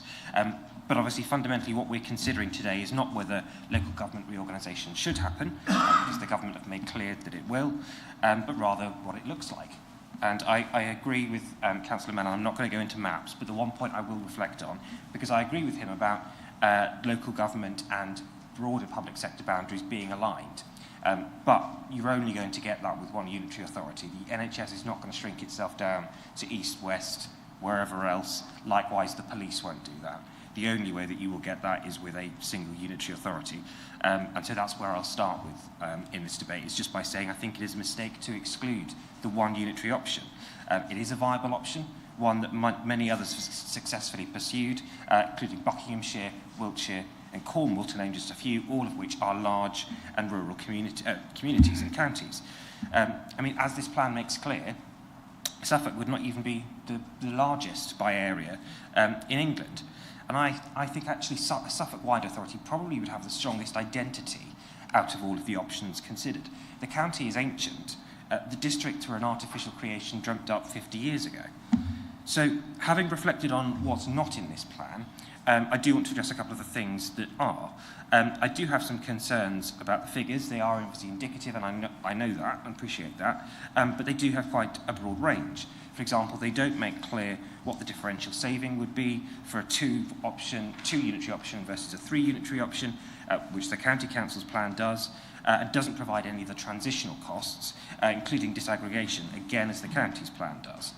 And just as a slight aside, to this question of whether public sector efficiencies can be made in large organisations, I would say absolutely yes, they can. How do I know this? Because it's my day job. Sorry, Councillor, well, I'm going to one-up you, I think. I work in post-merger integration in an NHS trust that has a budget of 2.9 billion. But we didn't meet our efficiency savings for post-merger. We exceeded them by a third. So it is possible if it's done well. And I think fundamentally, if you compare these two plans side by side, it's clear that the county's plan is significantly more granular, it is more detailed, and I think fundamentally it is stronger and brings with it greater evidence. And let's not forget, included in the county's plan, it does say it will draw up analysis for the 2 and 3 unitary options. Because I agree, I want all of the options to be considered and drawn up in more detail. And that's why the absence of the one unitary solution in this plan is the reason that I can't support it. But I am grateful to officers who've worked at pace to put it together in the first place. So thank you very much, Chair. Thank you very much, Councillor Richardson. If anybody wants to speak, please put your hand up now. Okay, brilliant. Councillor Whitehead, please. Thank you, Chair. With the ever-increasing county council tax bills, I think few can deny that the whole system of delivery of local council services is in need of a major overhaul. It's not sustainable. Yeah, March is a month where residents receive their new council tax bills. Imagine if instead of sending out bills, we sent our staff out to sign up people to a mid-Suffolk subscription of £3.36 a week for a multitude of services. I genuinely believe we were pushing on open doors. Many residents are willing to spend more than £1.19 a week simply to get their garden waste collected fortnightly. So I honestly believe our £3.36 a week subscription would be an easy sell. In contrast, if county had to send their staff out to sign up residents to a £32 a week subscription, that would be a much harder sell. Currently, the bulk of the county precept is spent on bespoke services for our most vulnerable residents, and only £7 a week is left for core services like roads, the fire service, trading standards. And I think very few would voluntarily sign up to this £32 a week. The county model is, in contrast to district, clearly something that can only be financed by compulsion, by local taxation. The point I want to make is that district and county provision feel like quite distinct offerings, delivered by quite distinct mindsets. Our county council has eagerly embraced the creation of one mega unitary council covering a vast and diverse geography. They want to transfer the delivery of core universal services currently and efficiently delivered by our district councils to the level above, where the main focus at present is on the provision of bespoke services to the most vulnerable. Now, that's quite a different ethos and delivery model. The creation of a single county-wide unitary in Suffolk would simply be the rebranding of the existing Suffolk County Council model whilst bolting on district services. Local democracy would suffer from having a much reduced number of councillors, fewer enthusiastic local community champions. It would just create a large unwieldy body of perhaps 120 to 140 councillors meeting in a Suffolk-wide mini parliament. The sensible solution must surely be to devolve the universal services currently provided by county to new, enlarged and even more cost-efficient super districts. 2 or 3 for Suffolk, with perhaps 50 to 70 councillors in each, to ensure proper local representation and accountability. Social care could be retained in a county-wide shared service until such time as central government finally realise that it should be linked up with health provision and likewise financed from central taxation based on ability to pay, not on 1992 house valuations. I passionately believe that one single unitary for Suffolk, simply a rebranded and enlarged county council, is not the answer. 2 or 3 unitary councils for Suffolk, based on the district council's ethos of universal service provision, would create a superior solution for service delivery whilst retaining democracy locally and local oversight. So that's why I'm happy to second this interim plan proposed by Councillor Mellon. Thank you.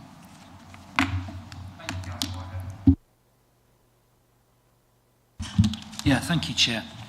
Can I thank members for the tone of the debate this evening? I think it's been really interesting and illuminating, and we've had some really good contributions. I realise we were not going to all agree, but that's fine. That's democracy. Suffolk is a diverse county. We have the coast, we have rural, we have Britain's biggest container port at Felixstowe, and we have the home of flat racing at Newmarket, even if you have to drive through Cambridgeshire to get there. We are a large county, 2.5 hours if you wanted to drive from Haverhill to Lowestoft. I'm not sure many people do that, but I think we can all agree that we live in a wonderful part of the world, and we want to make sure it remains that way. So we need councils, local authorities that provide those neighbourhood services that Councillor Winch described, and that provide them in an efficient and effective way. And there are no doubt efficiencies that will come from unitarisation. There are also economies of scale, which I acknowledge, but there are also diseconomies of scale too that we need to consider. The government has said they want a population of around 500,000 for these new unitaries, but there's very little, if any, evidence that larger is better. Our existing unitaries, and we have a lot of them, are around 260,000 population average, and there is no apparent correlation between size and performance. There are small unitaries like Westmoreland and Furness, which are rated very highly, and there are large unitaries like Somerset, which are financially struggling. Finally, a reminder that this is only an interim submission. It is not the final proposal, but I would be grateful for members' support for the direction of travel we have set out. And can I thank everyone for their contributions to the debate. Thank you, Chair. Head of Governance and Civic Office to conduct the electronic vote. Thank you, Chair. Members, that vote is now in progress.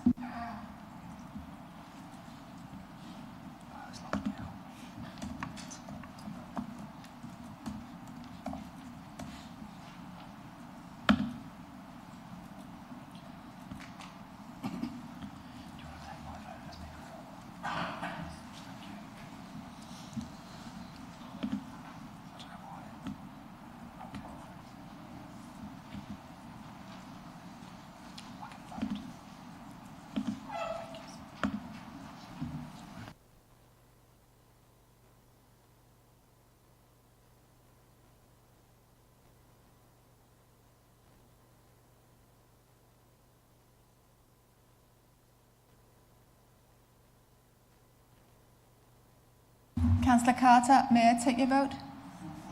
Thank you.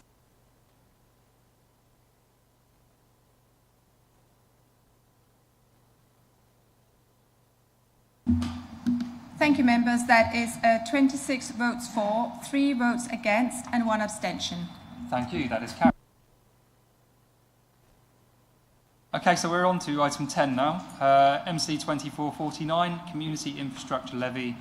We're looking at the proposed revised SIL charging rates for consultation purposes for Mid-Suffolk District Council as SIL charging authorities for their administrative areas. So we have Stuart Cook, who's the viability consultant.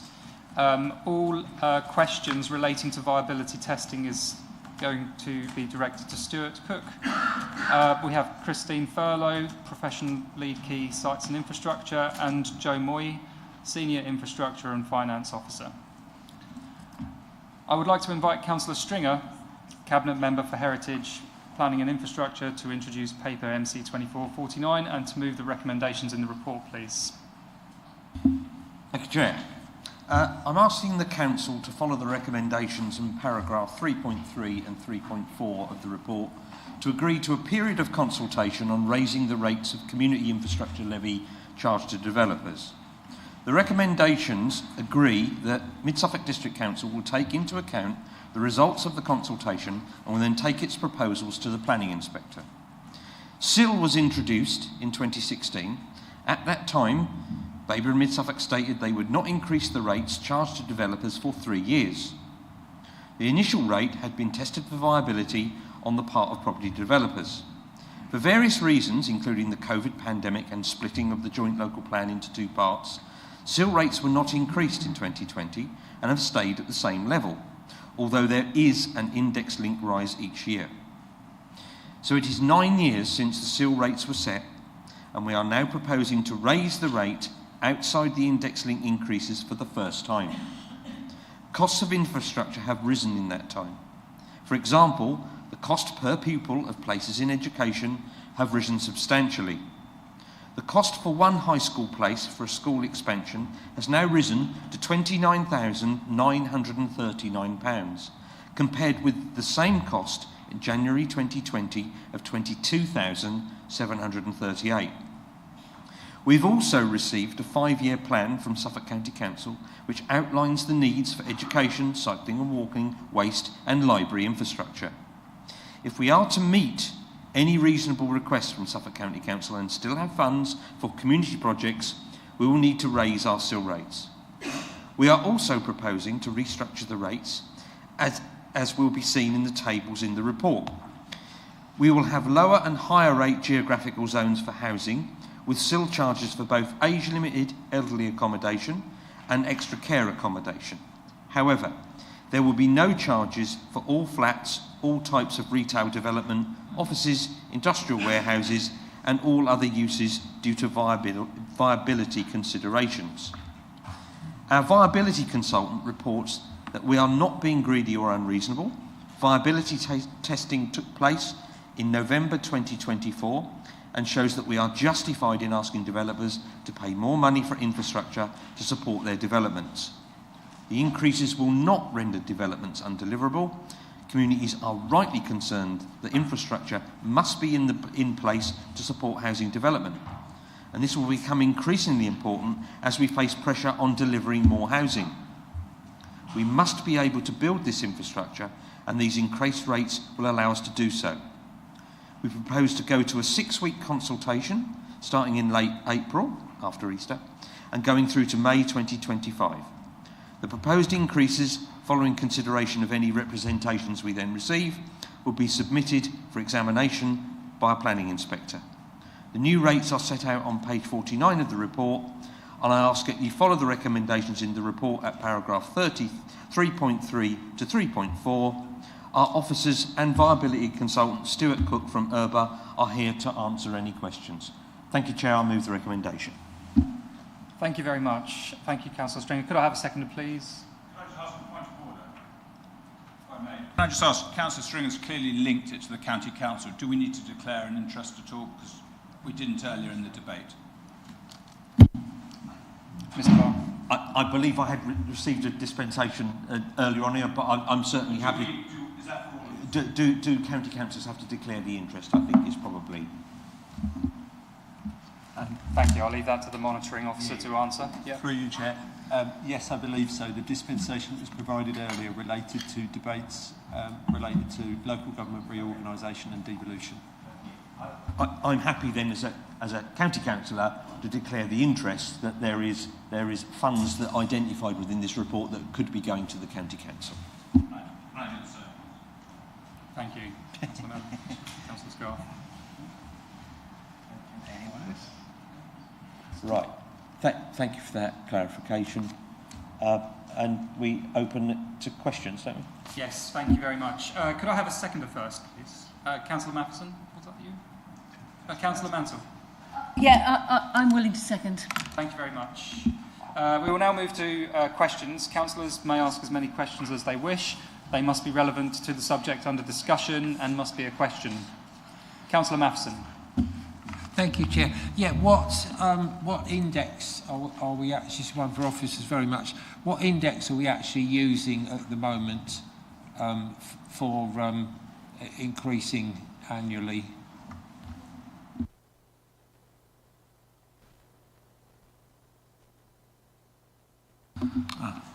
Hi, Councillor. Yeah, so in terms of the indexation used, it's based upon guidance set out in national guidance in terms of planning practice guidance, which tells us we need to use an indexation from BCIS, which is the Bill Cost Index Service, and they publish an indexation every November, and it's off of that indexation which we use. So that's based upon tender price increases. So if tender price increases in the construction industry, then the indexation flows out in terms of the price increase.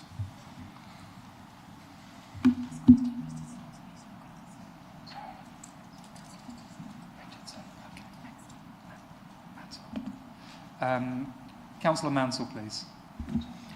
Thank you, Chair. I'm just looking at the table on page, whatever page number this is, 53 about the proposed new sill rates per square metre. And I'm just a bit, I'd really well like to know why flats and elderly accommodation in a certain area are deemed to not require to be paying any sill, when residents of those places will still require infrastructure. Thank you. Okay, Councillor, so in terms of the methodology which we use to set the draft sill charges, we assess the viability of each of those different type of schemes, and so in terms of asking for a sill charge, we're going to ask for a sill charge if there's what we call a viability surplus to fund the sill. So if a certain scenario is shown to be unviable, there's no essential viability surplus to fund the sill. So in the particular circumstances for flats, our testing has shown that flats across the area are unviable. We've got particular challenge in terms of flats in terms of the area, in terms of quite low sales values and relatively higher bill costs, which is causing that unviable nature. And that follows through in terms of the elderly accommodation as well, really. So it comes down to the certain dynamics in terms of the viability of that particular scenario. Thank you very much. Does anybody else have a question? Councillor Patchett? Thank you, Chair. So, again, I'm still quite new to the council, even though it's been 2 years. Probably should know better. But so we've changed the amount of money we're taking from developers, but have we actually changed, or is it in our gift to actually change any of the policy within SIL? Because I know we had an example recently in planning where we had to let a developer off 70,000 of SIL because there wasn't a fully costed sort of footpath or cycle path immediately at that moment in time. So can we actually change the parameters so that we take the SIL money and use it later? Or does it, you know, do we have any gift to do that? Or does it have to be an upfront costed thing that we're taking the SIL money for? Okay, so in terms of the actual approach to collection SIL, it's set out in the SIL regulations, okay? So there's actually, and SIL is a taxation as well, so it's actually, in terms of the approach to collect and set SIL rates, it's actually set out in formal regulations. So you're pretty limited in terms of like how SIL is collected, because you do need to follow those regulations. In terms of what SIL can fund, then the council sets the infrastructure, I can't remember the Christine, that's what you have an infrastructure delivery, and which sets out which the SIL will be funding in the area, and then that needs to marry across it. So if you're collecting SIL, it needs to be married across until. If you're collecting SIL, you need to have the infrastructure delivery plan in place as well. So that sets out the items which will be paying for the SIL. Okay, so it's governed by that. Thank you. I would just like to bring in the Chief Operating Officer for some further clarification on that question. Thank you. Thank you, Chair. Slight return to a previous role in the council, but the particular scenario that I think you're referring to related to a Section 106 rather than a SIL contribution. So SIL is non-negotiable, Section 106 is negotiable. The two elements operate in tandem. Thank you very much. Councillor Whitehead? Thank you, Chair. Two questions. It seems we're going from a present high £165.60 and a low £72 charging zone, they're in a ratio of 2.3 to 1, to a new revised very high £215 high and very low £20 charging zone, which is a ratio of 10.75 to 1, which seems to favour just Stowmarket. So my question is why? And my second question is, how much of the tight boundaries of the Stowmarket's low charge zone is realistically still available for housing development? And I ask this because if there was only one higher charging zone, what would be the still implications for this in the real world for Stowmarket?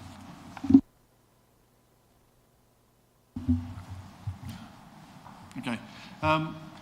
In terms of setting the two zones, as I set up in the report, in terms of what we were looking to propose before was to split the charges by what we call like a greenfield and brownfield separate charges. But because the local plan has been split out between Part 1 and Part 2, we've actually got no sites to assess, so we've had to look at try to differentiate the viability based upon values. And in terms of setting the values, we've done quite detailed analysis in terms of looking at sort of the urban areas, and of course it's mainly rural across mid-Suffolk. So we look to vary it by values, because in terms of the SIL guidance, we're allowed to vary the SIL charge by values. So it's really driven by that type of analysis, looking at in terms of what we can look to vary the values, and of course looking at defendable boundaries, which are based upon the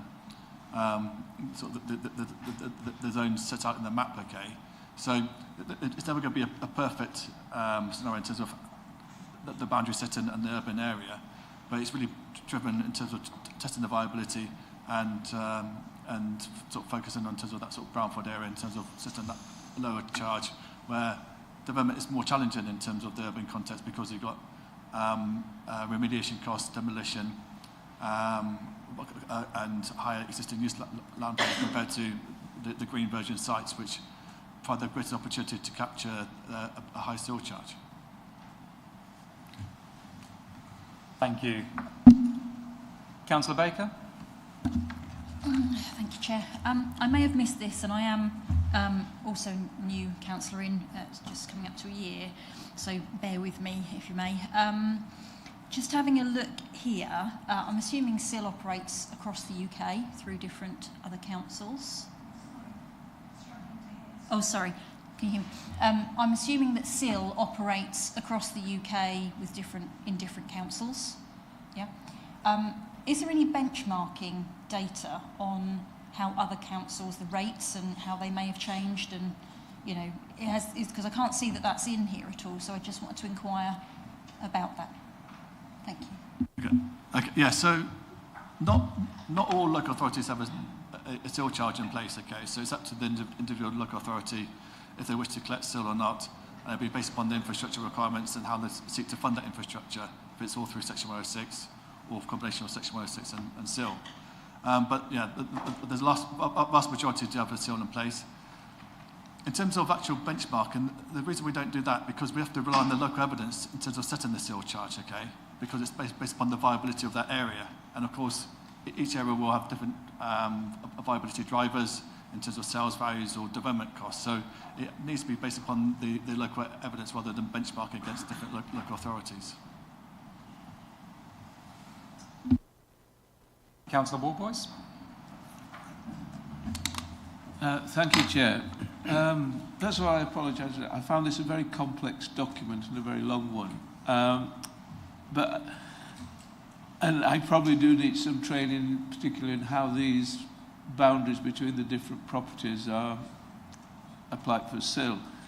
But if you're prepared to answer a very specific question, there's some properties in Bacton that were being transferred to a housing association, so they weren't paying SIL. They've now the council is putting forward to purchase them to be used for temporary accommodation for homeless people, and as a result, the developers got a bill for SIL, and I really can't understand why, because of the differences, both the sort of social services. This may be being resolved outside this meeting, so if it is, then I apologise. The subject that you've summarised is correct. As Mr. Barker says, when SIL is charged, it is a mandatory thing. It can't be set aside. But what you can do is apply for an exemption. Now, we operate exemptions for social housing, but the sort of exemptions that we apply don't cover temporary accommodation. So we're not in a position to give them an exemption, and so therefore there is a SIL bid or a SIL money to pay. Okay, thank you. Thank you very much. Councillor Marriott?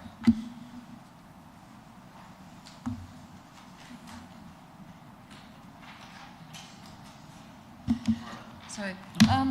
Could you explain why industrial warehouse buildings are unviable for SIL, please? Yeah, so we have been through a period in terms of a very strong market in terms of industrial warehousing, driven by online sales, and that was really fueled with the pandemic. What we've seen in the last 18 months or so is a cooling of the market, and that's mainly been driven by the investment yields and a weaker occupier market. So when we done the test in November, using the most recent data which are available in terms of the investment yields and rents, meant that scenario was unviable, so hence no viability to fund the SIL.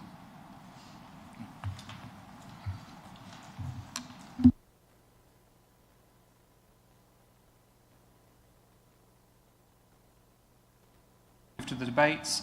Councillors will be allowed to speak once for 3 minutes, and this will be timed. Would anybody like to debate?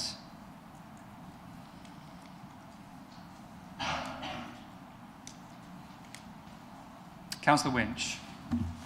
Okay, so this is quite a complex report, but I think the principle at the heart of it is relatively easy to understand, and that is that there's a taxation system as part of development to pay for infrastructure, and we're trying to tie that to viability. So I think the basic principle is very sound. I think it's really sensible that we're going out to consultation on this, because we want to make sure that our taxation for infrastructure is in line with costs, and whatever we think about devolution and local government reorganisation, we need to get this on a sensible footing going forward. So I'm very much in favour of supporting this. Council? Thank you, Chair. I too would just like to comment on the length and complexity of this report.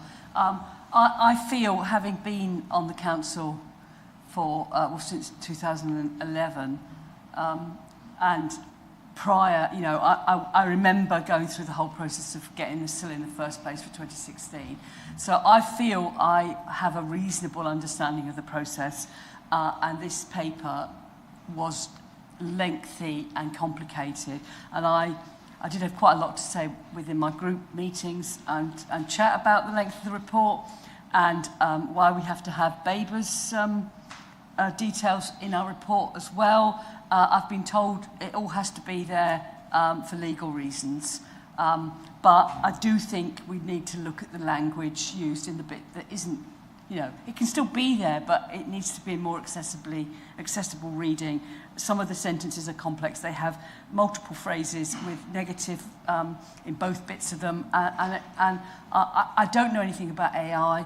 I was tempted to put the whole report into AI and tell me to come out with a 250-word summary for me, because I'm sorry, 664 pages of council papers was a little bit too much for me over the weekend. But anyway, I think I am in favour of this proposal. It's clearly long overdue that we need to review our SIL charging. I notice in the risk list in section 8 of the report, one of the key risks is we have insufficient funds available for critical infrastructure. That is already happening. There is so much infrastructure that is not happening, and it is there, you know, when we're sitting in planning committee and we are debating whether to approve a planning application for another 215 homes in Thurston, and we know that the infrastructure that was promised from the planning permissions that were back in 2017 still are not forthcoming, and the prices are now so out of reach that they can't be done. Something has got to happen. We need to review our SIL charging because prices are just going up and up and up, and there is always the delay between us giving permission and therefore setting the SIL rates, and then it is several years' time before the infrastructure gets built and the cost of materials has shot up. So we certainly need to be increasing our SIL rates. I'm thankful for the officers for doing the viability assessments. I wouldn't have the first idea how you decide that, but clearly they need to go up, and we need to put this out to consultation because that is the legal requirement. So of course I will be in favour of this proposal. It is long overdue. Thank you very much. Councillor Whitehead. Thank you, Chair. Well, I'm glad it's going out to consultation, because a few months ago in this chamber we had quite a long and I think heated debate about parish boundaries between Stowmarket and Winnas, and there's this development which some houses are in Stowmarket and some houses are in Winnas, and where the arbitrary parish boundary was. Now I'm concerned that as Stowmarket expands, if we get a similar sort of development somewhere else on the outskirts of Stowmarket, there could be a house being built for £265 per square metre levy, and then an arbitrary line on a map, and then a £20 a square metre within Stowmarket, and that just seems to be a nonsense. So, you know, that's my big concern about this. Thank you. Thank you very much. If anyone would like to add anything, please put your hand up. No? Okay. Councillor Stringer? Yeah, thank you. I just wanted to pick up on Councillor Whitehead's point, but just to say that up to date, anything within the Stowmarket Area Action Plan area didn't have to pay SIL. That's correct, isn't it? So even though that boundary issue you allude to, none of that paid SIL. Now, if we were to rerun the development again, correct me if I'm wrong, under the new regime, those houses that were in Stowmarket would have paid the lower rate, and those that were in one house would have paid the higher rate. Well, because one is in the parish of Stowmarket and one isn't. And what we've had to do is aggregate that viability across the parish, not per street and per house. So it would be an arbitrary line, but frankly, I think most of the arbitrary lines that make up the boundary of Stowmarket are nearly all built out. So I think that the ability for Stowmarket to transgress another boundary, I think that's already happened. So, but it's about that aggregation, and frankly, you've got to draw the line somewhere. I'm quite happy that it's not going to be the lower SIL rate inside an action plan area, because that would then be technically taking land from parishes and making it cheaper to develop on. So actually, I'm quite comfortable that there is a line, but I agree that with the complexity could be a little bit confusing. Thank you very much. I will now ask the Acting Head of Governance and Civic Office to conduct the electronic votes. Thank you, Chair. That vote is now in progress. Councillor Carter. Thank you.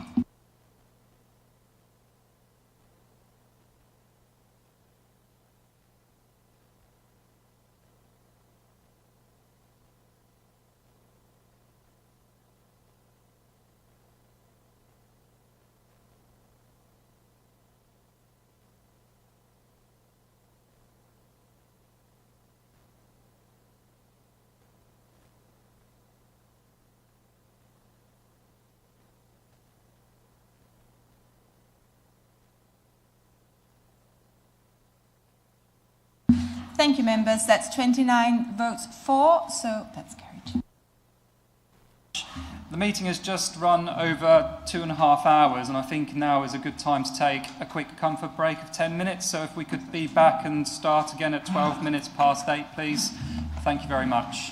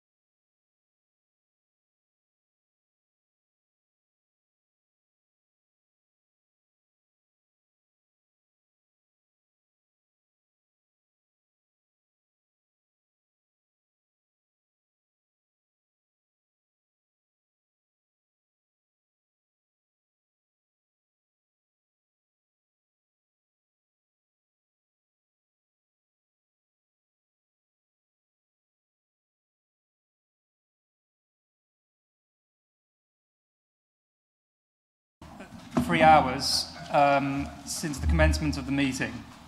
So in accordance with the Council's constitution, the guillotine rule must be applied for the meeting to continue.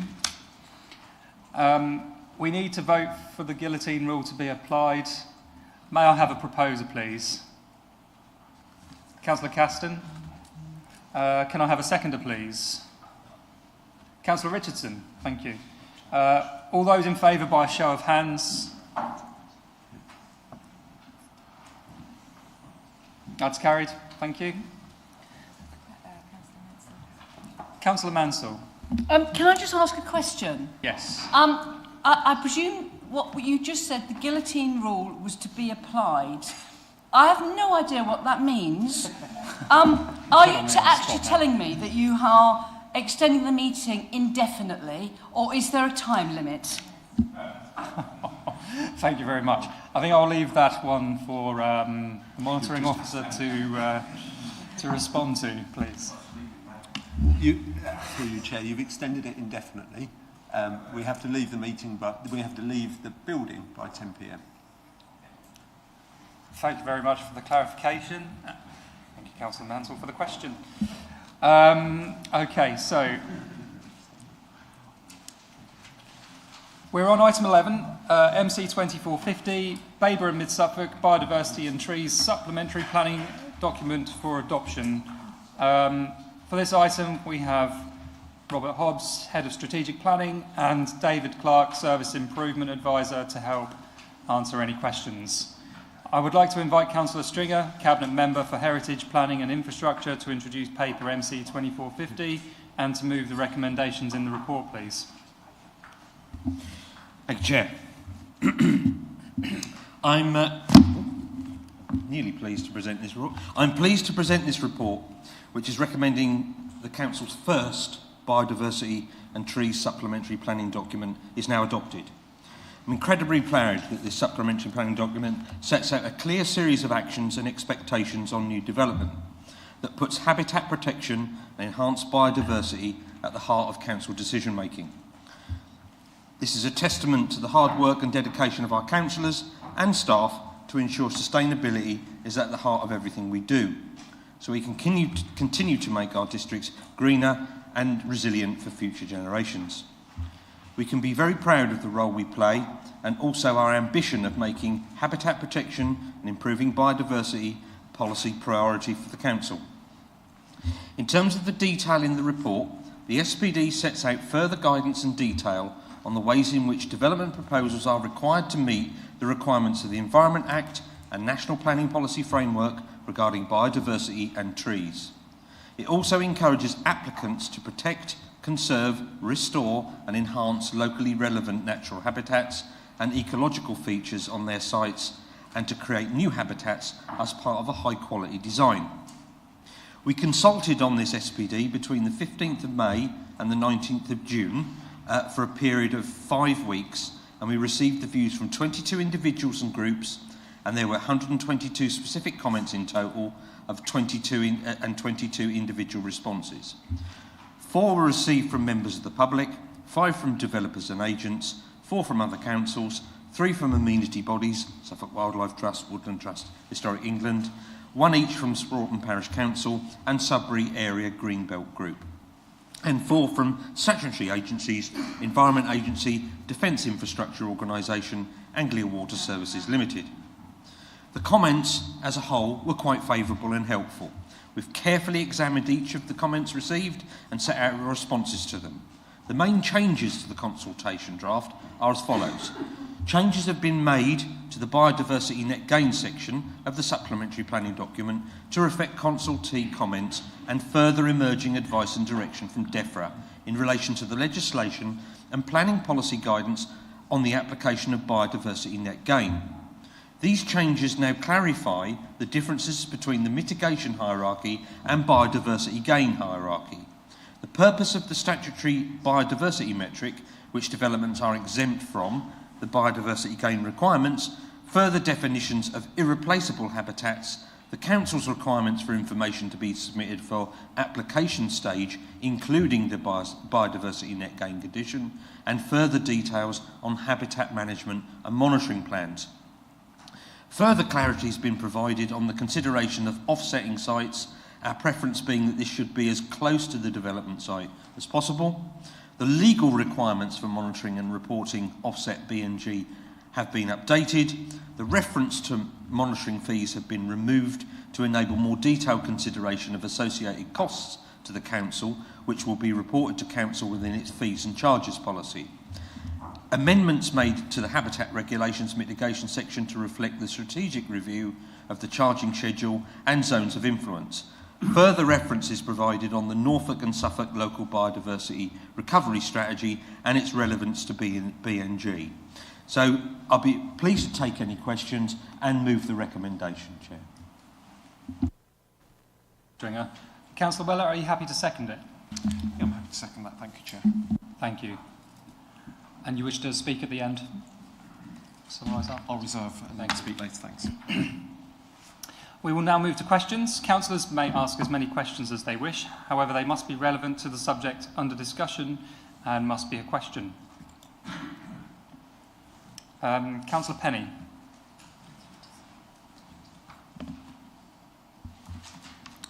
I welcome this supplementary document and can appreciate the enormous amount of thought that has gone into it, as well as effort to produce all the guidance it contains. In section 5.2 of the officer's report on page 143, it mentions further emerging advice from DEFRA, as Councillor Stringer has just alluded to, and the offsetting of sites. Do you foresee increasing numbers of requests to offset sites as a result of this? Well, thank you, Councillor Penny. I haven't got a crystal ball, but I do have officers that are immersed in this. And I think I'll pass over to you for a detailed answer. Thank you, Councillor Penny. Thank you, for you, Chair. So it's still quite early days in this in terms of implementation of biodiversity net gain, but one thing we'll be doing through the Eburne Suffolk Joint Local Plan Review is looking, when we're making site allocations, about what biodiversity net gain can be provided on site, and also seeing what other sites potentially are available through that process, so that off-site, ideally you want the net gain to be provided on site. That's the preference.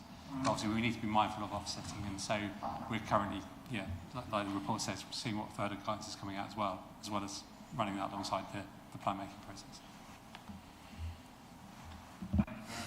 Councillor Richardson. Thank you very much, Chair, and not a wholly unsimilar question to what's just been asked by Councillor Penny.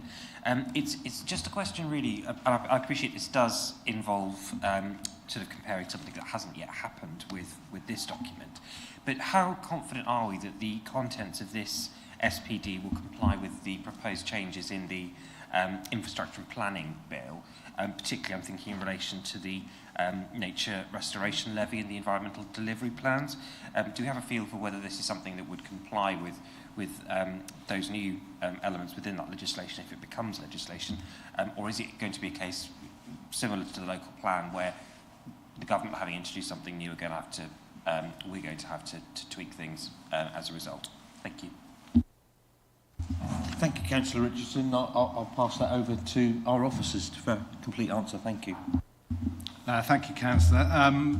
I think it's early days to kind of really kind of confirm the impact that the Nature Restoration Fund will have. Our understanding is it's an initiative that's hoping to create the conditions for environmental obligations, and we deliver at a much kind of faster rate. I've kind of done some background research into it, and all the indications at the moment are that it wouldn't kind of impact upon the statutory net gain arrangements, because they're more kind of site specific. But I think it's something that we have to be mindful to watch. And I think also the group that's working up the Norfolk and Suffolk local nature recovery scheme have got that as something that they feel needs to be examined in a bit more detail.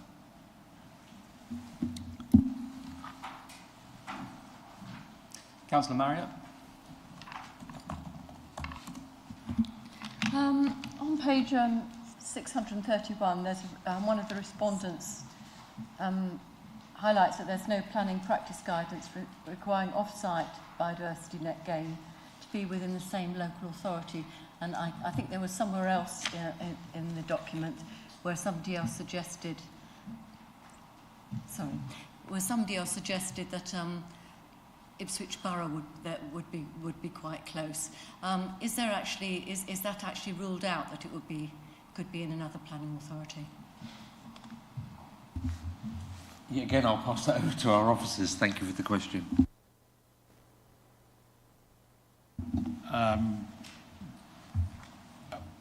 There are, I think, kind of clear political kind of expectations that where biodiversity net gain can't be delivered within the development site and has to therefore be achieved off-site, that it ought to be kind of undertaken in a way that is kind of sympathetic to the harm the development causes. So technically, a developer they have to come to us, we have to sign off the plan in a particular fashion. At the moment, we haven't had to kind of test that, but I think the biodiversity net gain, the supplementary planning document, I think sets a clear series of expectations as to how that should happen. So they have to evidence to us that they've looked locally, and they can go out, if you like, in concentric kind of circles. I think ending up with a development within Suffolk or within the Norfolk and Suffolk local nature recovery areas, so parts of Norfolk as well. So we don't really know how it's going to happen. It hasn't been tested, but local authorities, I think, generally are seeking undertakings that biodiversity net gain will be carried out as close to the development community as possible.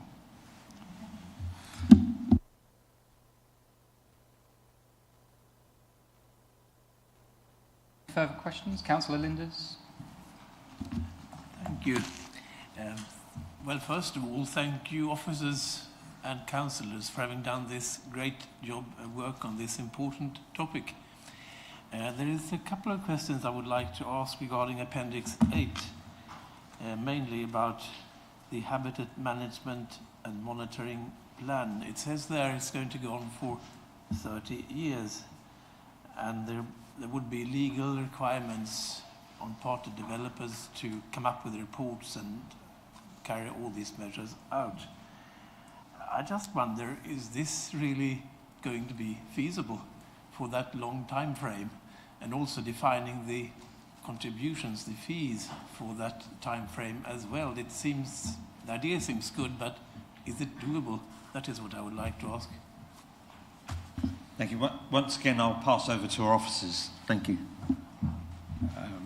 I think the answer, sir, is it has to be doable. I mean, it is I can't think of any other initiative I've been involved in many years of local government that commits us in perpetuity to such a long-standing arrangement. But I think the government's view of this has always been very clear that the work to restore and recover nature is a long-term kind of commitment. So 30 years is what the developer has to commit to. We also, at the same time, we have to commit resource to ensure that the work that they say will be carried out will be done kind of properly. And some of that could be kind of, and most of all the developers have to work with a qualified ecologist, so we've got the benefit of there being quite a lot of technical information that would be very helpful, and it would be a combination of us requesting reports for us to look at and checking those. There'll be some site visit works, but yes, it is a very, very large undertaking, which is why it's kind of important that, we speak in the report to the need to establish a charge. So there are costs to the council. We have to ensure that any work that we undertake in relation to the monitoring.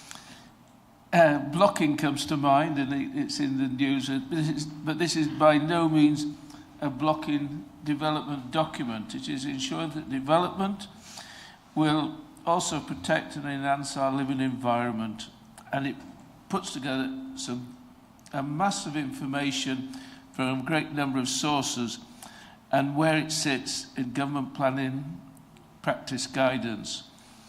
I think the last sentence in it sort of sums it up for me, that the councils will work together for the development of the local nature recovery strategy, which I think again is a very powerful document, to ensure the most beneficial positive impacts for nature recovery and are secured through biodiversity net gains. I think it's a really useful piece of work, so I will support it. Thank you. Thank you very much. Councillor Mansell? Thank you.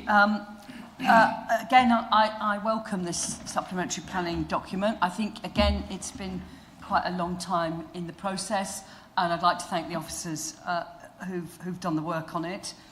I may begin to sound like a stuck record, but this part of our planning papers, I think was 74 pages long. That's actually the report. The actual policy document that we're about to adopt is 74 pages long. That does include a number of appendices. The MPPF is 75 pages long. So it is quite a detailed and lengthy report, and I'm sure, and it is full of details about the guidance and the explanation of why we need to do all these things, which is fantastic, but there's no summary. Even looking through the contents of the document, starts off with the introduction, has all these lovely detailed explanations, but could we please have a summary, which I think would be extremely useful for both developers who are using it and also for us mere mortals sitting on the planning committee, so that we don't have to read, well, it's 53 pages of the actual policy, the rest is appendices, so we don't have to read and remember all 53 pages. It's when we're sitting in planning committee. So I will be supporting it, but my little request is I'd really like to have a little summary so that I don't have to read 53 pages every Wednesday morning. Thank you. And just to add, I mean, I support this fully, but you know, we don't need a picture of a bird box. We all know what a bird box is. It's in the report. I think if we just refer to it, we don't need photos just to reduce the space of it.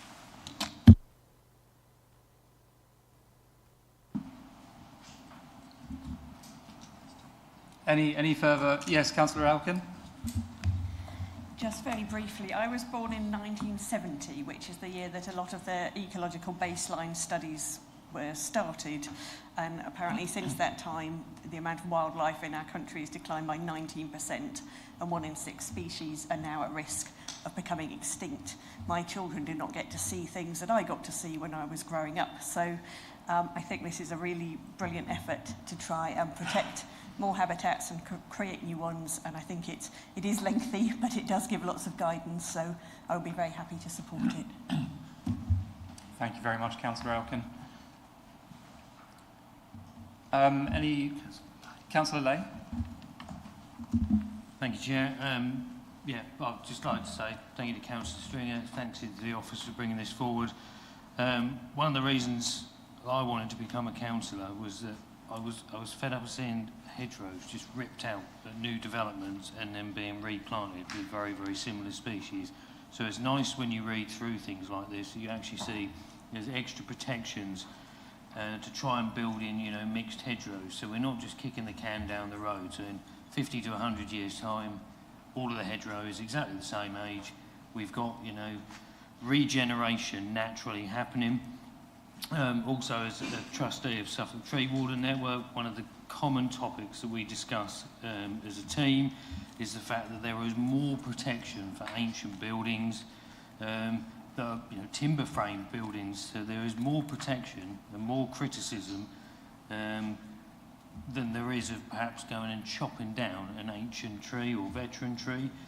So I think anything that we can do to protect trees, increase habitat, as Councillor Elkin has pretty much taken the rest of what I was going to say, is that you know, I do worry about, you know, when my nephew who's 5 gets to even to my age, you know, what is going to be left? So I think this is brilliant, and I could probably end up tripping over my own shoelaces by going down, you know, a route of saying, oh, I love this and I love this, but yeah, just thank you. It's really, really good. Thank you. Thank you very much, Councillor Lay.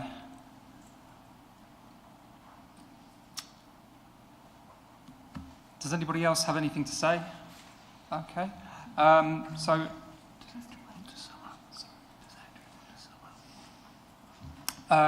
Councillor Weller, would you like to speak?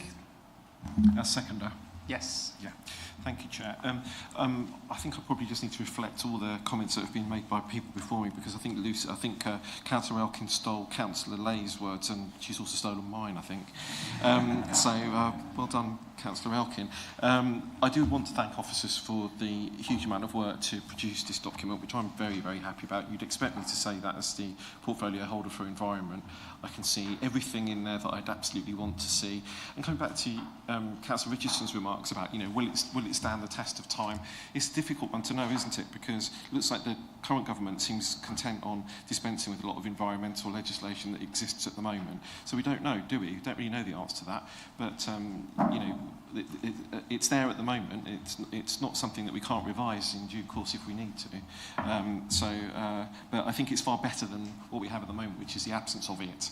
And that will help to hopefully guide planners to give good advice to the planning committee. And of course we know that the planning officers will be far more familiar with this document than the committee need to be, because they'll be advising them correctly on the basis of what's contained in here, and the committee will only need to refresh themselves with it occasionally, and I hope that addresses Councillor Mansell's problem with the proportion of it. I think then also just finally referring to the links with the local nature recovery scheme, absolutely critical to see those in there, because that's a phenomenal and excellent document. I think we've all agreed that from previous meetings, so it's excellent to see reference made to that. I don't think it's a blocking document. I think it's a really facilitative document, one that I hope will assist right decisions to be made with the right intentions for the environment moving forward. So I'm very, very happy to second it. Thank you. Thank you. Councillor Stringer, do you have anything to add? Yeah, just like to add a few points. Thank you for everyone that's asked questions and participated in debate. And I think it's sort of quite timely, this document. I wish we could have had it a while ago, but you know, we've had to get it right. And thank you to the officers and all the councillors that worked on it. It's a good document, but the test of how good it is will be time.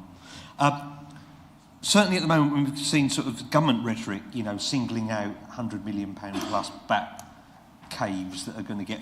I mean, the whole rhetoric about that is silly, because the building's not built. It's not going to happen. The local wildlife trust there said, don't build that, just go plant some trees. Just go buy a field and plant some trees.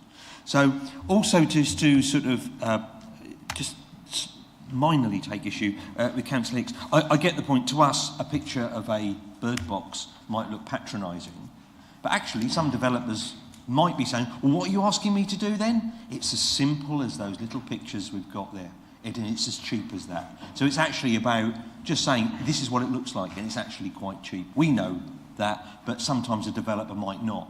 So I think it's not a bad thing, just a signpost of how simple these steps could take. The other thing I hope this document will achieve is, living in quite a rural area, through the years where we didn't have a 5-year land supply, I could pretty much tell you, standing at my house, what development sites were going to be coming forward next year in about November, because you could hear where the chainsaws were coming from. And they were clearing little bits of land and little scrubby areas and all that. That's the bit. Now, hopefully this document will limit that. I wouldn't say it would finish it. Not that much of an optimist. But if developers get the idea that if they take what's there out, they're going to have to put it back and more, and that's actually going to create more work, cost them more money.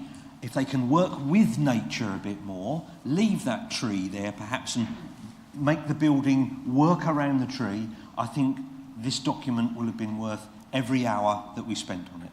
So thank you, Chair, and thank you again to the officers. Thank you very much, Councillor Stringer. I will now ask the Acting Head of Governance and the Civic Office to conduct the electronic vote.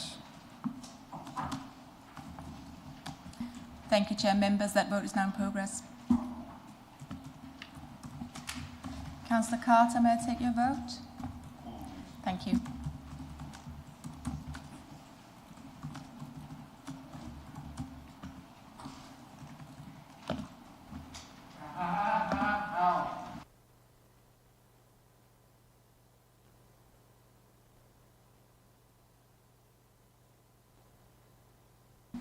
Thank you, members. That's 29 votes for. Thank you. Okay, item 12, pay policy statement for 2025 and 2026. I would like to invite Councillor Mellon to introduce paper MC 2451 and to move the recommendations in the report. That's going to be... Sorry, apologies. Actually, it's Tom Barker's going to introduce it. Councillor Mellon's going to propose it. Thank you. Thank you. Through you, Chair. And I'll try to keep this brief. The councillors are required to produce a pay policy statement. This pay policy statement includes a policy on the level and elements of remuneration for each chief officer, which essentially covers your senior leadership team, the remuneration of the council's lowest paid employees, the relationship between the remuneration of the council's chief officers and other officers, and other specific aspects of chief officers' remuneration, use of performance-related pay, bonuses, termination agreements, and the like. To confirm, no changes have been made to the policy within Appendix A since last year's report. The recommendations ask that you approve the pay policy statement and note last year's pay gender gap. I would note that our Head of HR and OD, Suzanne Hughes, is here if anybody has specific questions about the report. Thank you very much. Thank you very much. Could I have a proposer, please?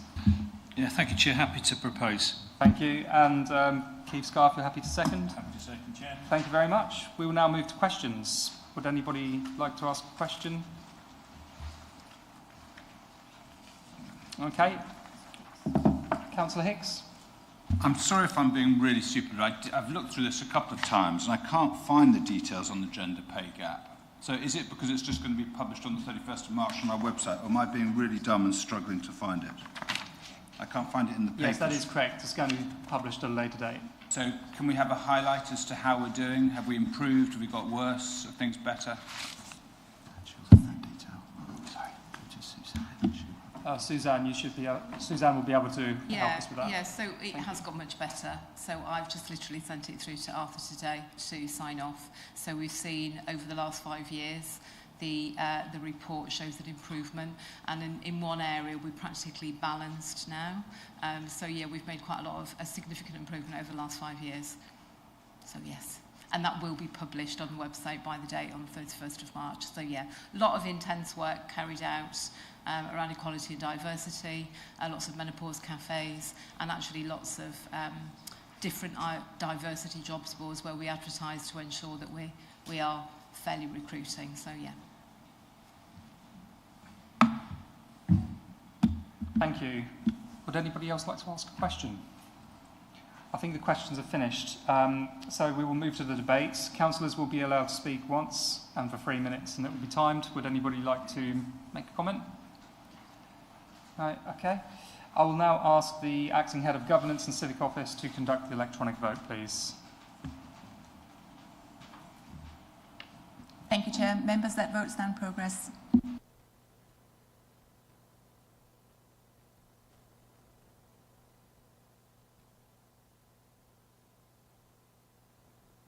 Councillor Carter, may I take your vote, please? 4. Thank you.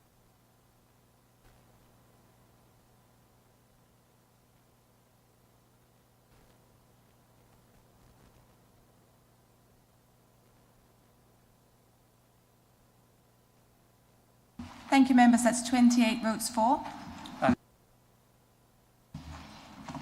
So we're now on to item 13, MC 2452, Localism Act 2011, appointment of independent persons.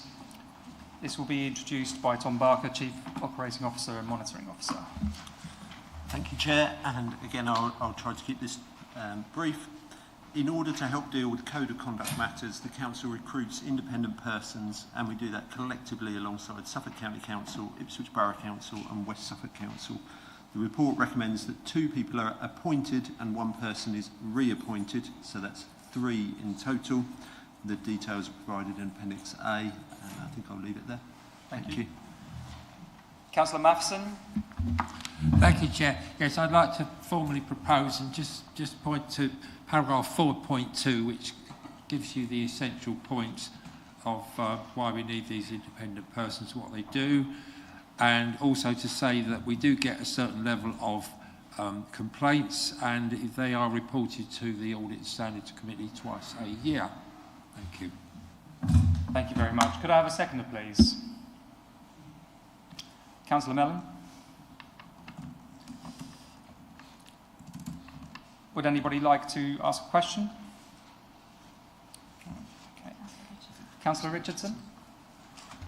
Thank you, Chair. It's one born, I think, mostly just curiosity, but is there any particular reason why East Suffolk Council don't participate in this joint piece of work?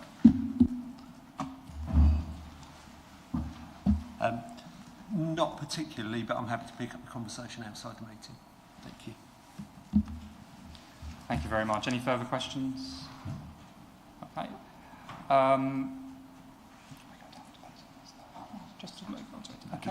I'll now ask the Acting Head of Governance and the Civic Office to conduct the electronic vote. Thank you, Chair. Members, that vote is now in progress.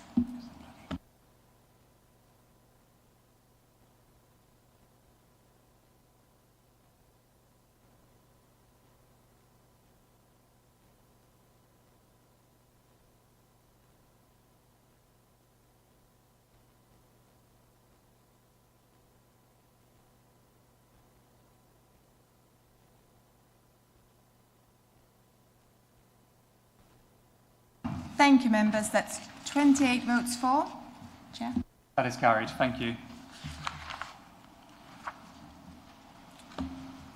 Okay, so we're on item 14 now, appointments to the Independent Remuneration Panel.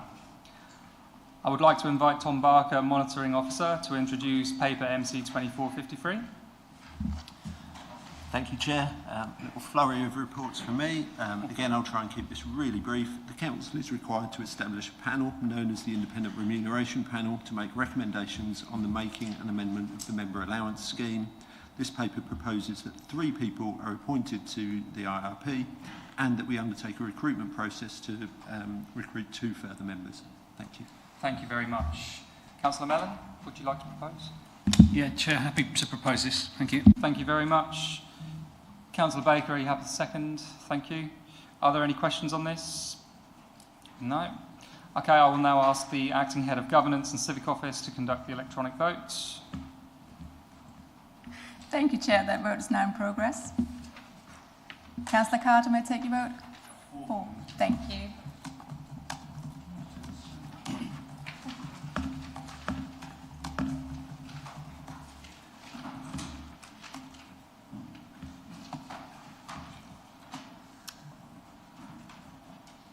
Okay, item 16. We're on to Councillor. Sorry, we haven't finished, have we? Finished voting. Yeah. Thank you, Chair. That's 28 votes for. Sorry. That is carried. Thank you. Okay, so we are now on to item 16, Councillor appointments. I refer you to the appointments on the table papers. Are there any further changes to placings? Councillor Mellon? Yeah, thank you, Chair. I've got just a couple to table verbally.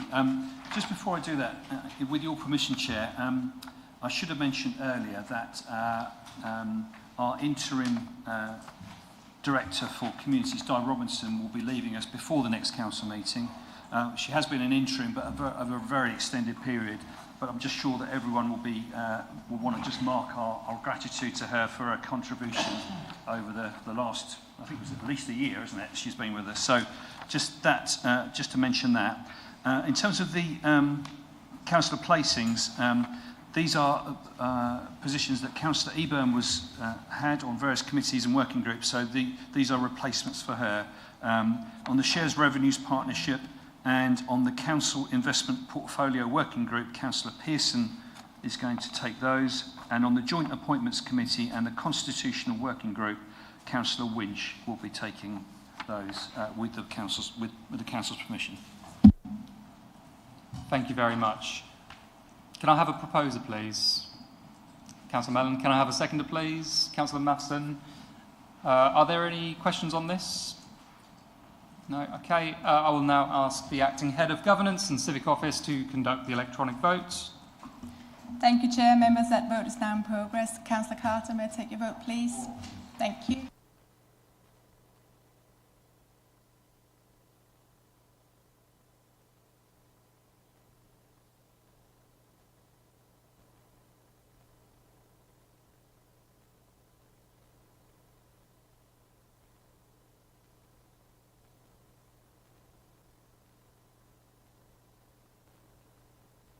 Thank you, members. That's 28 votes for.